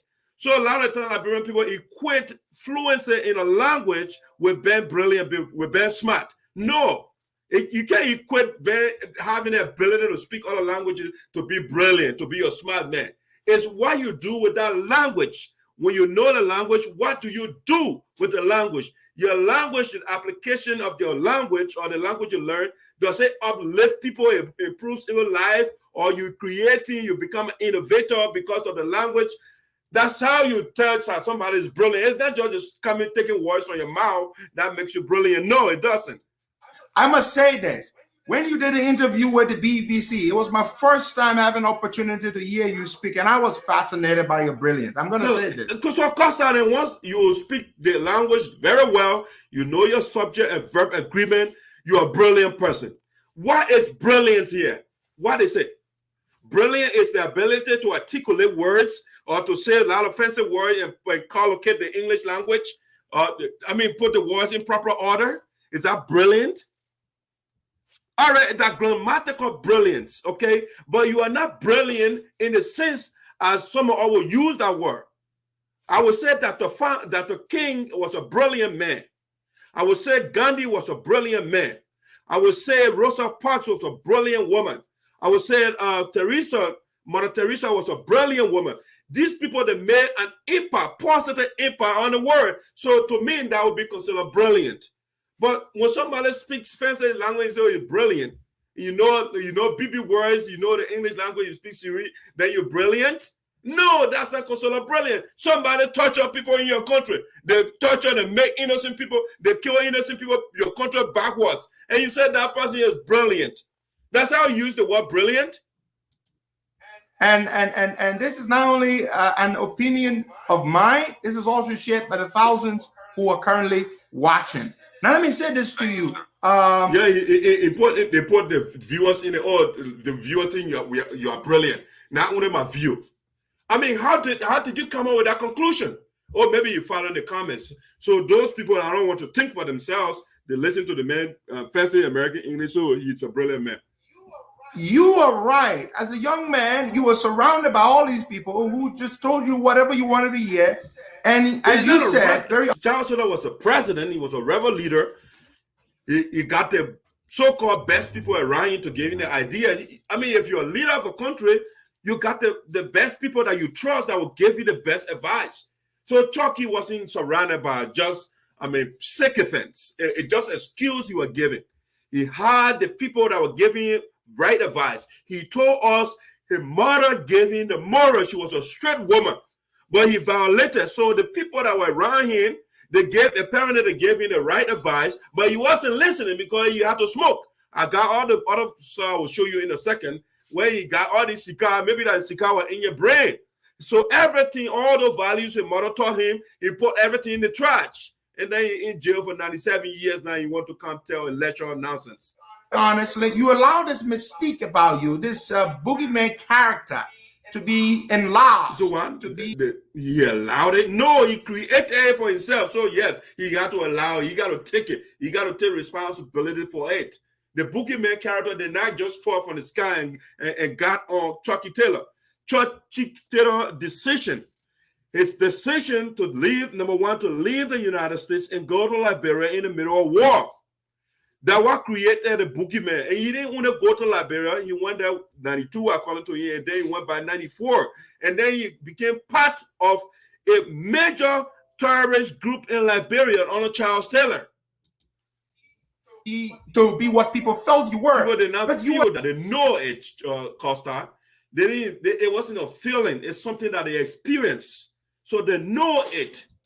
You're not this person, right? You say you were introverted. Right. And I still am. But I've learned, I'll put it this way. I also realized that I have some varying degree of ADHD. I read this book by Mr. Hartman, and he talked about a hunter in a farmer's world. And I'll say this is that although I'm an introvert, I have learned other skills. At one point in time, I led a program here called Stop the Violence, helping these young men, transition their anger and their hatred into more positive ends.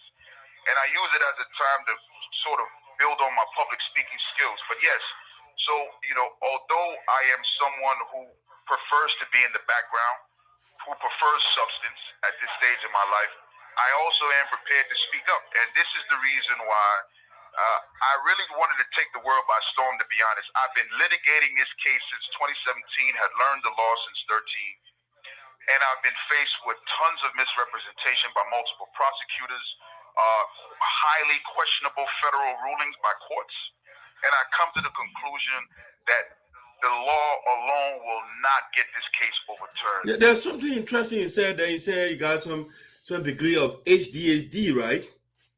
He said he got some degree of HDHD. That is it's impressive when he said that, because HDHD has to do with some sort of a mental situation that I had over there that kind of prevents you from thinking properly. You know, it begins from childhood and all that. It contributes to low self-esteem, trouble relationship, and difficulty at school. So he has a mental problem, you know. So issue medical condition. No man is an island. I believe in self-reliance, and I fought hard all of these years diligently.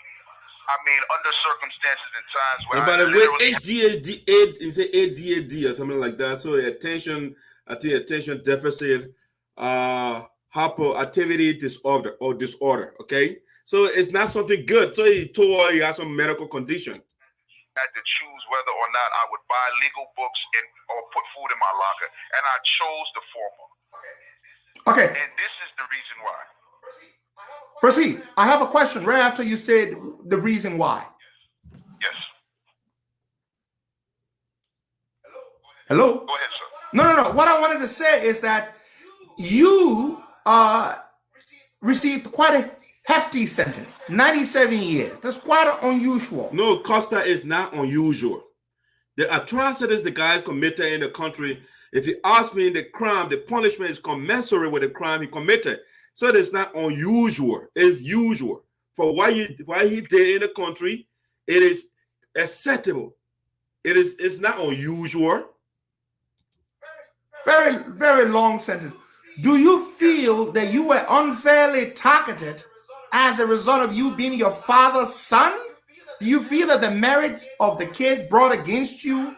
Now, it's not because it's your father's son, it's because of what he did.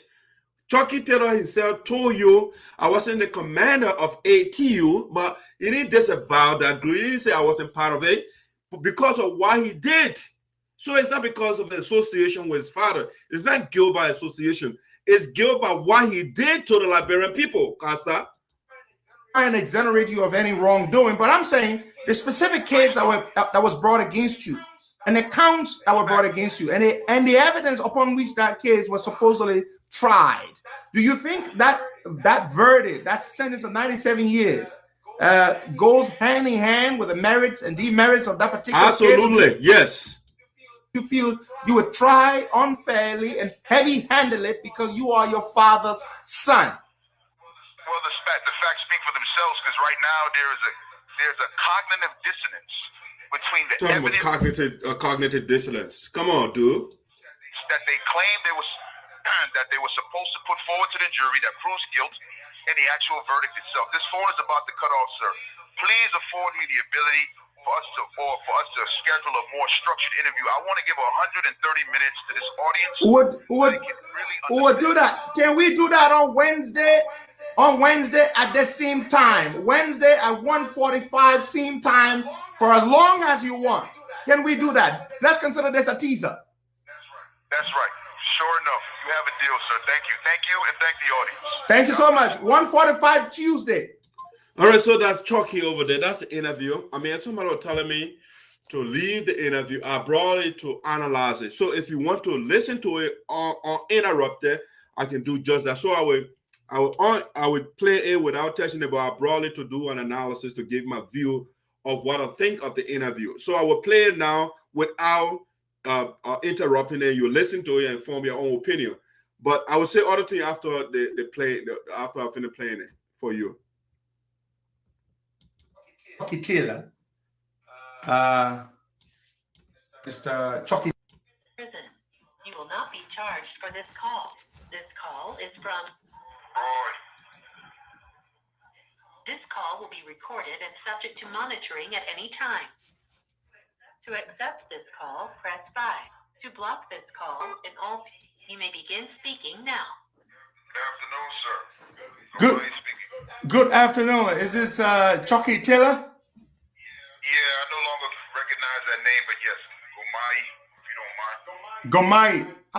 With respect, sir. Gomai. Is this Mr. Costa? This is Henry Costa. So this is Gomai, formerly known as Chuckie Taylor. Correct. All right, so hold on. I have about 1,000 people already listening. Let me just ask them, folks, can you hear my guest, Mr. Gomai? Can you hear him loud and clear, folks? Can somebody tell me whether they can hear him? Yes, I believe they can hear you. So, Mr. Gumai, first of all, let's begin with why the name change? That was for personal reasons, but I will say that it was largely predicated upon a cultural re-identification. I respect that, sir.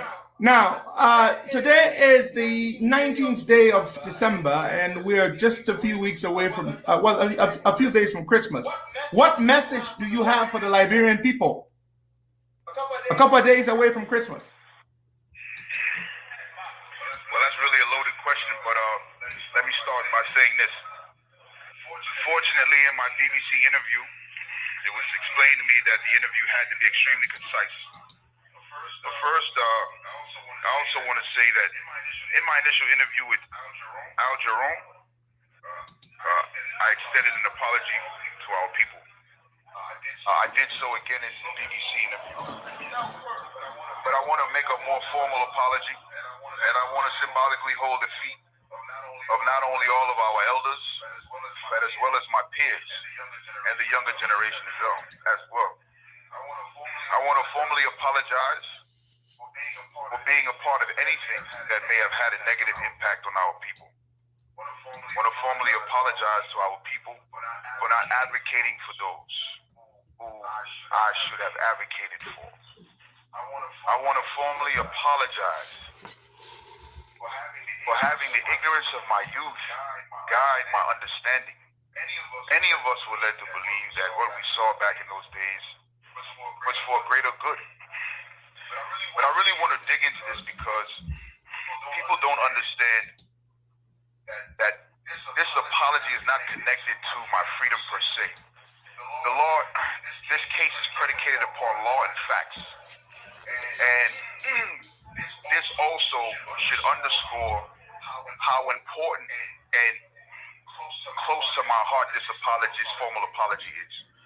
Because if I place it in a different context, people will begin to appreciate why it is so important for me to contribute through the process of reconciliation by this formal apology. And more importantly, God willing, earn the respect of our people based upon action, not just words, because words ring hollow without actions. But imagine, are we saying as African people, we are not prepared to respect and honor our own, protect our young, shelter and protect our women, and feed the elderly as well? That we are only prepared to show love and respect to those who do not look like ourselves? That under the worst conditions, that we have no understanding or consideration for the lives of those who form part of our bloodline on that continent of Africa? Having self-educated myself, pursued vigorously informal education, learning about Pan-Africanism, post-African history, specifically the independence era and what has taken place up till now, it's mandatory for me to make this apology. And I'm glad you'll give me the platform and enough time to be able to make it in a way that can be truly heard and felt. Well, I anticipated this interview to have been scheduled for another time. Well, there couldn't be a better time, and feel free, because this is a massive platform. Lots of people will listen in Liberia and around the world, and other radio stations will take this interview and they will run with it. You trust me, it's going to go viral. Let me say this to you. I know from reading that lots of times when people go to prison, it gives them a time, a moment to reflect, to learn, and a lot of times a lot of personal transformation takes place. Could we say that is what has happened to you? Have you enlightened yourself, self-educated yourself? You've come to realize that This call is from a federal prison. Absolutely. I'll say this. That's an understatement. But yes, I've had to grow, and I had to make a very firm choice under the most desolate conditions. I'm in a level 5 penitentiary, one of some of the most violent institutions in the federal system. This is the second unit that I've been on where someone has actually been killed. It's a very combative and difficult environment, but I found peace, self-reflection within myself, a humble strength. Because I I believe that a man must be strong both mentally and physically. But there's a favorite quote that I have.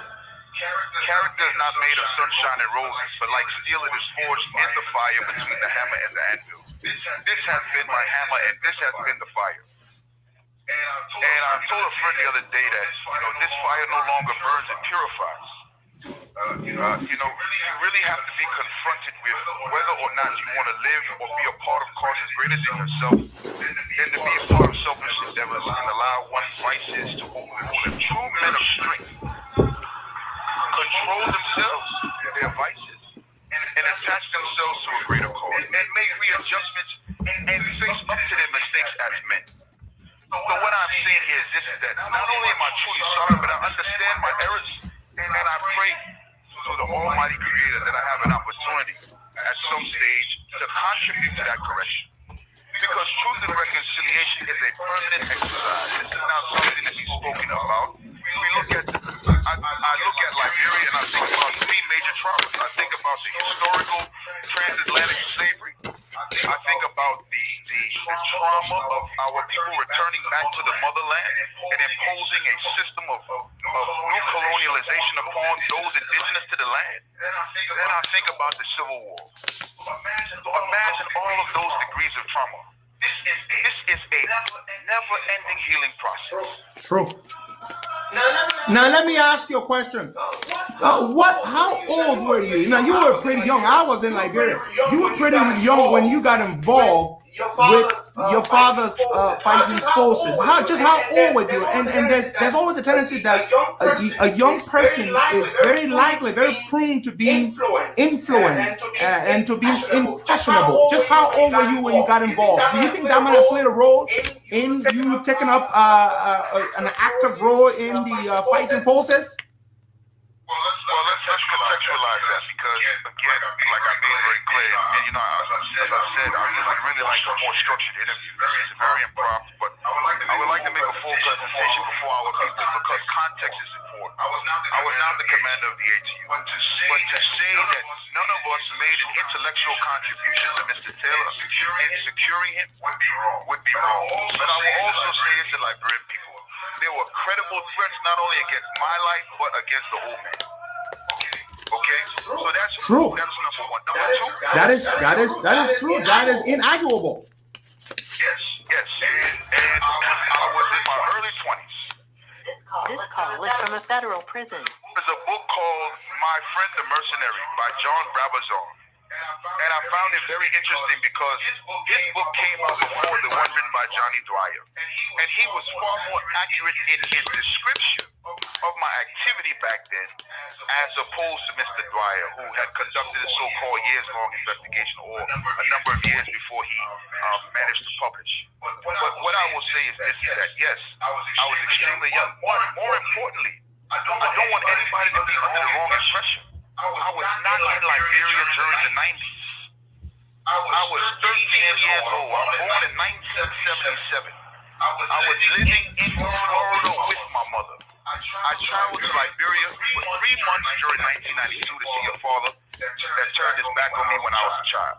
Okay? And then I returned back to Liberia in 1994. So during the mass abuses, I was not in the country during the Civil War. More importantly, the name Chuckie did it often people is embedded in their psyche that they believe that I had some active role during that time. No. And why is that? Why did people fear you? Why did people mystify you into this terrible boogeyman? Why? I will say this. I will say that I am partly to blame, but it's my inherent introverted nature. I'm not someone who yearns for attention or popularity. Very few people know me or interacted with me in Liberia, and I helped to create the mystique, so to speak. And I will tell you this, with credible threats against my life. Okay, with some of the rumors that I was hearing, I chose not to even discourage or rebut at that time. On top of the fact that many people told me, disregard that, that's not something for you to address. I was surrounded by sycophants, individuals who did not provide me proper advice as a young man. And I will say this, no one taught me honor, integrity, and discipline. I had to rely on the moral compass my mother gave me. My mother's a West Indian Indian woman. Anybody who knows people from the West Indies knows that they are very strict people. So to say that I came to Liberia so wild and loose young man is also a mischaracterization. Okay. So like I said, this was an impromptu. I actually thought that I was calling you. You are doing great. You are doing great. We have 2,000 people watching, and many tens of thousands will listen and watch later. Let me ask you another question. You are doing fantastic. You're a very brilliant, well-spoken man. I must say that when you did an interview with the BBC, it was my first time having an opportunity to hear you speak, and I was fascinated by your brilliance. I'm going to say this, and this is not only an opinion of mine. This is also shared by the thousands who are currently watching. Now let me say this to you. You are right. As a young man, you were surrounded by all these people who just told you whatever you wanted to hear. And as you said, very honestly, you allowed this mystique about you, this boogeyman character, to be enlarged, to be what people felt you were. But you were not this person, right? You say you were introverted. And I still am. But I've learned, I'll put it this way. I also realized that I have some varying degree of ADHD. I read this book by Mr. Hartman, and he talked about the hunter and the farmer's world. And I'll say this, is that although I'm an introvert, I have learned the skills. At one point in time, I led a program here called Stop the Violence, helping these young men, transition their anger and their hatred into more positive ends. And I use it as a time to sort of build on my public skills. But yes, so although I am someone who prefers to be in the background, who prefers substance at this stage of my life, I also am prepared to speak up. And this is the reason why I really wanted to take the world by storm, to be honest. I've been litigating this case since 2017. I've learned the law since 13.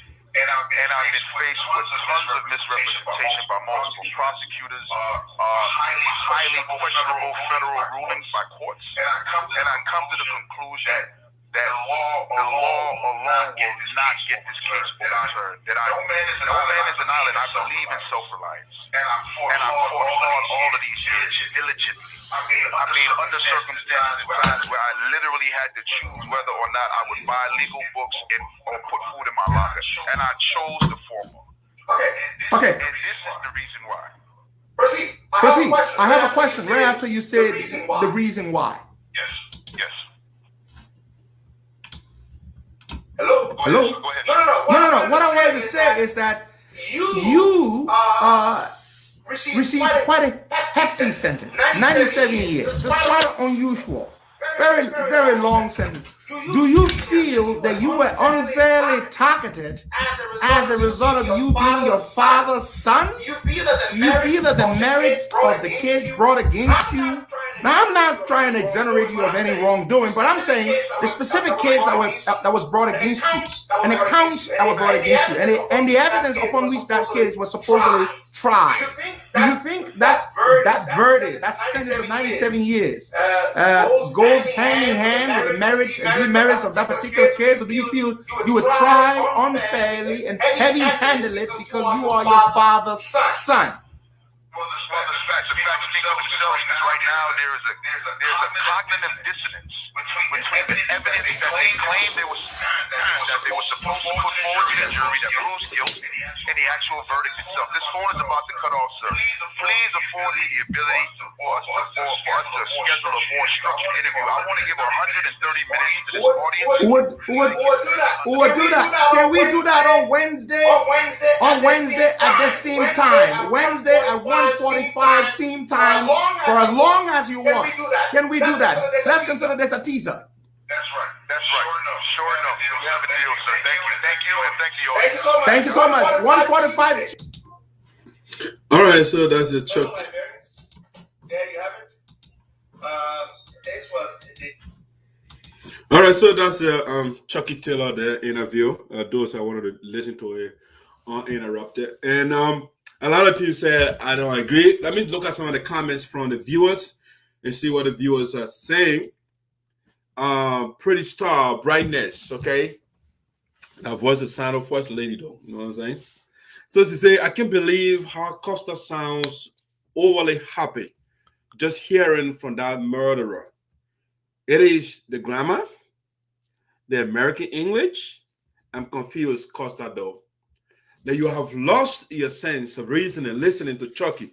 It is sad on your part, boy.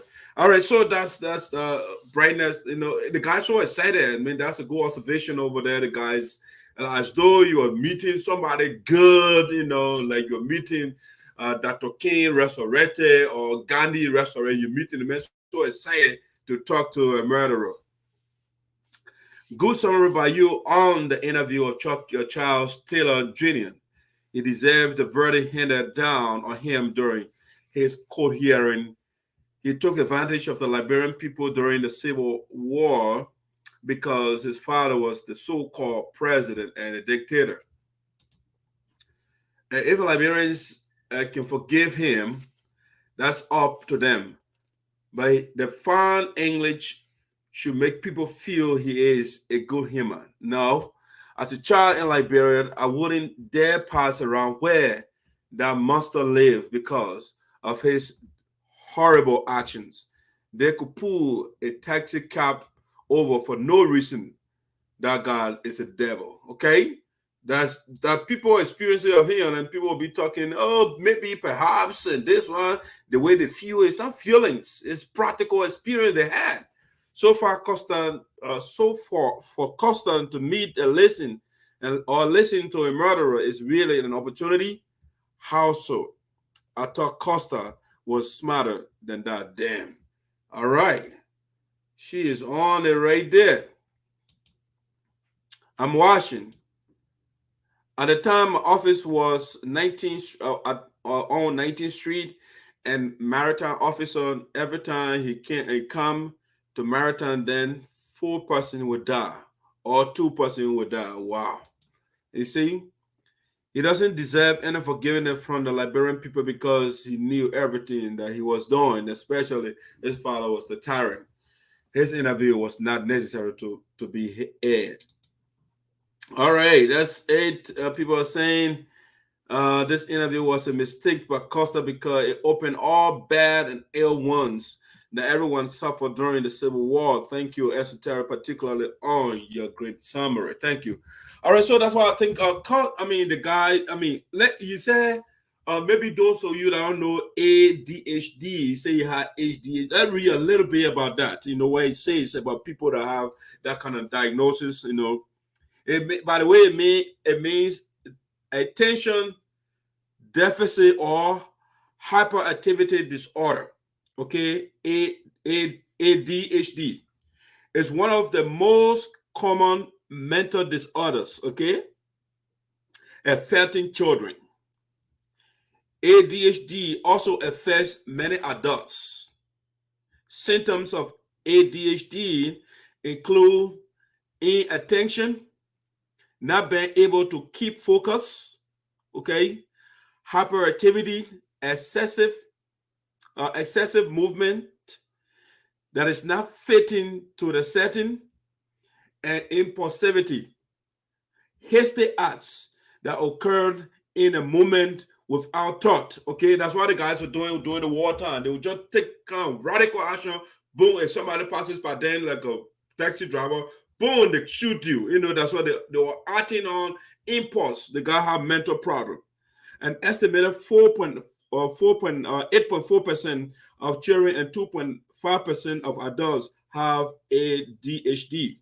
ADHD is often first identified in school-age children when it leads to disruption in the classroom and problems with schoolwork. Okay, so the guy he gave us a clue of who he is. Okay, he had a little bit of it. That's why he said it leads to disruption in the classroom or problems with home or schoolwork.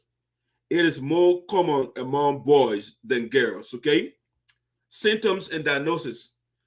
Many ADHD symptoms such as high activity level, difficulty remaining still for long periods of time, and limited attention spans are common to young children in general. The difference in children with ADHD is that their hyperactivity and inattention are noticeably greater than expected for their age and cause distress and a problem of functioning at home, at school, or with friends. ADHD is diagnosed as one of three types: inattentive type, hyperactivity or hyperactive, or impulsive type, or combined type. A diagnosis is based on the symptoms that have occurred over the past 6 months. Okay, inactivity type, the guy 6 or 5 for people over 7 years, or the following symptoms occur frequently. These are the symptoms, right? Doesn't pay close attention to details or makes careless mistakes in school or job tasks, has problems staying focused on tasks or activities, such as during lectures, conversation, or long reading. Does not seem to listen when spoken to, okay? Does not seem to listen when spoken to. All right, so the guy said, I have people advising, but he said the mother gave him moral advice, but so he was not thinking, all right? When people, he doesn't listen. He does not follow through on instructions and doesn't complete schoolwork. He doesn't follow through on instructions, okay? That's the kind of man. He has problem organizing tasks and work. Avoid or dislike tasks that require sustained mental effort. Okay, so Chuckie told us some of the problem he had, okay? All right, he's not a normal man. All right, so for somebody to come here and say, oh, the guy is brilliant, and speaking fancy English does not mean you're brilliant, okay? Or knowing subject and verb agreement does not mean you're brilliant. All right, what you do with the brilliance of the language, what makes you a good person, okay? So the man, maybe grammatically, he is brilliant, according to those who are fascinated by English, but his actions, because a moral man or just man is judged based on what you do. So that's why they get ethics. Ethics is the study of action, good and bad action, what you do. Your action is what will measure ethically. And so what the guy did with the actions, all right, that's another different ball game. He was a horrible guy. And I think the sentence he got, according to Costa, is unusual. It's not unusual. For people to die from your action, 250,000 people, it's not unusual to give you 97-year sentence. It's not unusual. Your action is in sync with what you did. Well, your punishment, actually. All right. So, ladies and gentlemen, that's the issue I have to discuss today with you. I want to say thank you always for following Voices. Sinoe, we're giving different perspective of things that are happening. Let me see something here. Maybe you can listen to part 2 of that interview before I go. It's not, the guys are just horrible. It's just horrible guys. And some people are listen. Okay, baby. People, they say, oh, you know what, Chuckie, we'll forgive you. No, we're not forgiving no criminals anymore. We got those people over there already that are robbing the country. Yeah, you can call back after the first segment. Okay, good. So our control, but we are good to have you. Let's take off from where you left off. The whole country has been talking about the interview we had with you the other day. And here we are, we have you back. A lot of people have said, yes, you sounded contrite. They're inclined to... The man did not sound contrite. No, he did not sound remorseful. He apologized, but then the next thing you were doing was giving all the different alibis, giving different excuses. Oh, I was ignorant. No, you are not a little boy. You went to your country twice in the middle of war. You went there in 92, and then you went by again in 94. And you say, oh, their father did not take care of you, but you're going to him back to back. Because what? Because he's a president now, murder people? Come on, man. Being contrite does not solve any problem, by the way. It does not take away the pains of the people that are suffering, that are grieving their family member. So sounding contrite. Sound. Giving somebody a sound is nothing. It just sound. To forgiving you. But some people say, well, He tried to make excuses and stuff like that. What do you have to say? No, he didn't try. He did. He made excuses. He didn't try to make it. He did make excuses. People who said you tried to make excuses or to justify, or some people are saying you're not genuine in your request for, yeah, that's the right way. He wasn't genuine. Yeah, he came to get a bunch of alibis. Yeah. for forgiveness. What do you say to them? Well, I like to say that I come as my evolved, true, authentic self. The apology I made and continue to make, and the respect that I seek from my elders and peers, I seek in Africa, not just in Liberia, is based upon an evolved understanding, a greater idea, not some myopic way of thinking, based upon domestic considerations in Liberia. I'm of the opinion at this stage. But he said what? It's a myopic way of thinking. That he wasn't contrite of people that disagree with him. I mean, maybe I didn't understand you right, but you're talking about the man asking because I'm looking at the context. The people say, "Oh, you were not contrite, you were not genuine," and he went with all that analysis of African people, and then he said that's a myopic way of thinking. Who is myopic here? You or the people that are thinking about you the way they thought? You are myopic. If you had the opportunity, you wasn't your baby, and you join rebels and kill people, you are myopic. In my life, you're either making positive impacts or negative ones cumulatively or in the aggregate. This call is from a federal prison. Most people are going to ponder motive when actions are taken. And the need to address motive is clear in this instance after so many years of silence. And there are just 3 points that I'd like to point out once given an opportunity. Sure, please do. Proceed. Well, the apology to my elders and peers in no way can help or hurt my illegal confinement, which is in violation. Illegal confinement? Your confinement is illegal? It's in violation of what? All right. 18 USC 4001A in President. Now it's out in law now. It's okay. Your confinement wasn't illegal. Your killing of people was illegal. You can kill innocent people, you torture innocent people, and you say your confinement was illegal? No, it wasn't. It was legal. It was in keeping with what you did to innocent people. So your confinement wasn't illegal, Chuckie. No, it wasn't. It was legal. Your actions, the history of your actions in the country, all over the place. Executive Order 13107, as laid out. So you can go call law and all that thing. We're talking about practically what you did on the ground. And you're talking about quoting law? In the legal fundraising page, fundraiser. Yeah, y'all go support a campaign. Y'all go, people don't get nothing to do with that money. Y'all go raise money for murderer.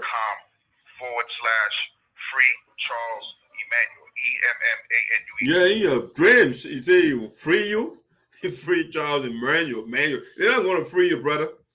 Yeah, you killed, you and your father, you did horrible things in that country. Nobody's going to free you. The constitutional violations connected to the wrongful conviction remain unchanged despite my attempts. This further underscores the true depth of my apology and where I'm coming from.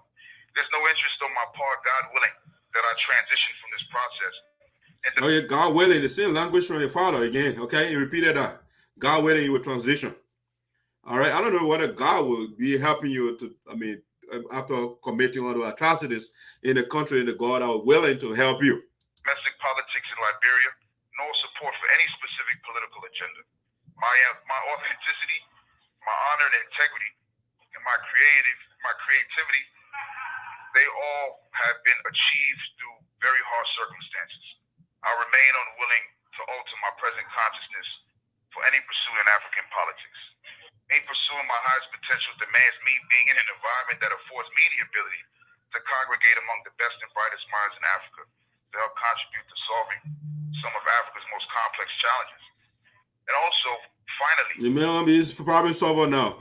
It was not intended to stave off some future prosecution in relation to the International Potential War Crimes Tribunal in relation to the TRC report. As my name is not found on the pages of 349 or 350. All right, so he's still making excuses here. Okay, and not the TRC report and quoting all the pages, his name is not in it, so he did nothing wrong. Okay, like Chuckie Taylor for you, he did nothing wrong. He's still making excuses. Even though Costa started from the beginning and said, "Oh, people will say you're making excuses," And he said he's not. But now he's telling, oh, my name is now on the TRC list of people indicted. And so I did nothing wrong. 351 as well, and the volume 3 of the TRC appendices. So with those points in mind, the motive now, I would really like people to... Your name not being on the TRC stuff doesn't erase what in people's memories, what you did to the people. I mean, talking about what happened on the ground, you know, what you did. So if the people blunder, they didn't put your name in that document, hey, we don't know what happened. They put people's name there. Anyway, what are they? And the people are still walking around all over the place. Some are lawmakers and stuff like that. It's a Liberian. You kill my pa, you kill my mom, I will vote for you. They gave you all the, they gave all the lucrative position to you. It's really based upon my reading of African history since post-independence and what we have been able to accomplish continent-wide. I reject the notion that we are incapable of loving ourselves, that we are incapable of treating each other with dignity and humanity, even under the worst circumstances. I'm not speaking for anybody. I'm not trying to bring anyone around to my position. This is not a political statement. That's pretty much where I stand. So this apology comes from my heart. Okay. As a man. Thank you very much. I heard the very brilliant points you articulated. As I said, everything is just brilliant to Costa. Everything, somebody, the man said, "Manina on the TRC report, so I did, you know, I did nothing wrong. He gave me an excuse." That's a brilliant point. All right. So if somebody make a blunder, supposed to do a job, and you don't get everybody inclusive in that stuff, you're brilliant. I mean, you need to appear on something. Oh, that's a brilliant team, man. So when you make that point, it's brilliant. There are two schools of thought. Since the first interview with you, lots of people are saying that you know, you sounded contrite and you should be forgiven because. Lots of people say you sounded. What you did is statistic, or you did it. What did you get the numbers from, Costa? That a lot of people say you sounded contrite and you should be forgiven. Where did you do the censor? Where from your? I mean, there are other people that listen to radio that did not comment on your show. So where did you get a number that lots of people said you sounded contrite and you should be forgiven? I mean, where did you get your numbers from, sir? Unlike others who are roaming about where there's abundance of evidence of wrongdoings on their part, you are behind prison bars, however, albeit unfairly, in your opinion. But let me ask you another question. Are you making... Okay, well, so, Costa, what do you say? In your opinion, you think the man did nothing wrong? Any efforts to try to have your indictment or your conviction appealed? Well, really based upon facts. And the reason why I came to this position was in 2017, under the Freedom of Information Act, FOIA number 20166, 0216, the Department of Justice released information to me based upon a request generated. And I asked them to provide me the evidence All right, guys, I got to end this stuff. I'm not over there. And that is interesting to me. It's a horrible interview over there. I mean, the guy did not come and issue a genuine apology. He came to just mesmerize those that like grammar. You know, that's what he came to do. He came to prove to those people that he's been reading in prison, you know, he can cite some books and cite some pages from law and stuff like that. You know, he just, you know, show off. That's all. He didn't come to do a genuine apology to show remorse for what he did to the Liberian people. He just came to show off, you know, he can speak grammar, you know, he can read better reading, he can take some of the money to buy food, he can use the money to buy some books, you know, and stuff of that nature. That's what Chuckie going to do. So I'm glad we want to say thanks. Somebody said earlier, George Bush is the main MVP. I think Minister Olivia said that. George, we want to say thank you to the former president of the U.S. for taking one of the criminals from our back, or him a father, as a matter of fact. You know, I ain't left on the Liberian people. These people will still be on our back. They will be awarded there with positions and in government. They will praise them. Like the way they're doing in Liberia, we have the criminals right now. They're all over the place, and they support them. They sing praises for them. My man died all over the place. You know, so we want to say thanks to the United States for taking Chuckie Taylor and his father from our back. Terrible people. Horrible people. Yeah, some of them, they are still around. People pressing them. They're pressing them all over the place. They are good people. Because they will take a bunch of money, billions of dollars or millions of dollars, and then they will go build Palava Hut somewhere and the people are pressing them. Oh, they are good men. Liberia for you, the people, so a lot of them so gullible. They take, I mean, people play with their intelligence and they take that and they run with it. And they take them to be good people. So we want to say thanks to Uncle Sam. Those are unsanctioned right now. Hopefully they will follow through with some prosecution to take them to court and take them Prince Johnson and those people that did all the horrible thing over there, Teahjay them. Let it take all of them for our back so we can be free people. All right, that being said, I'm out for the day. You know how I do it when I'm leaving.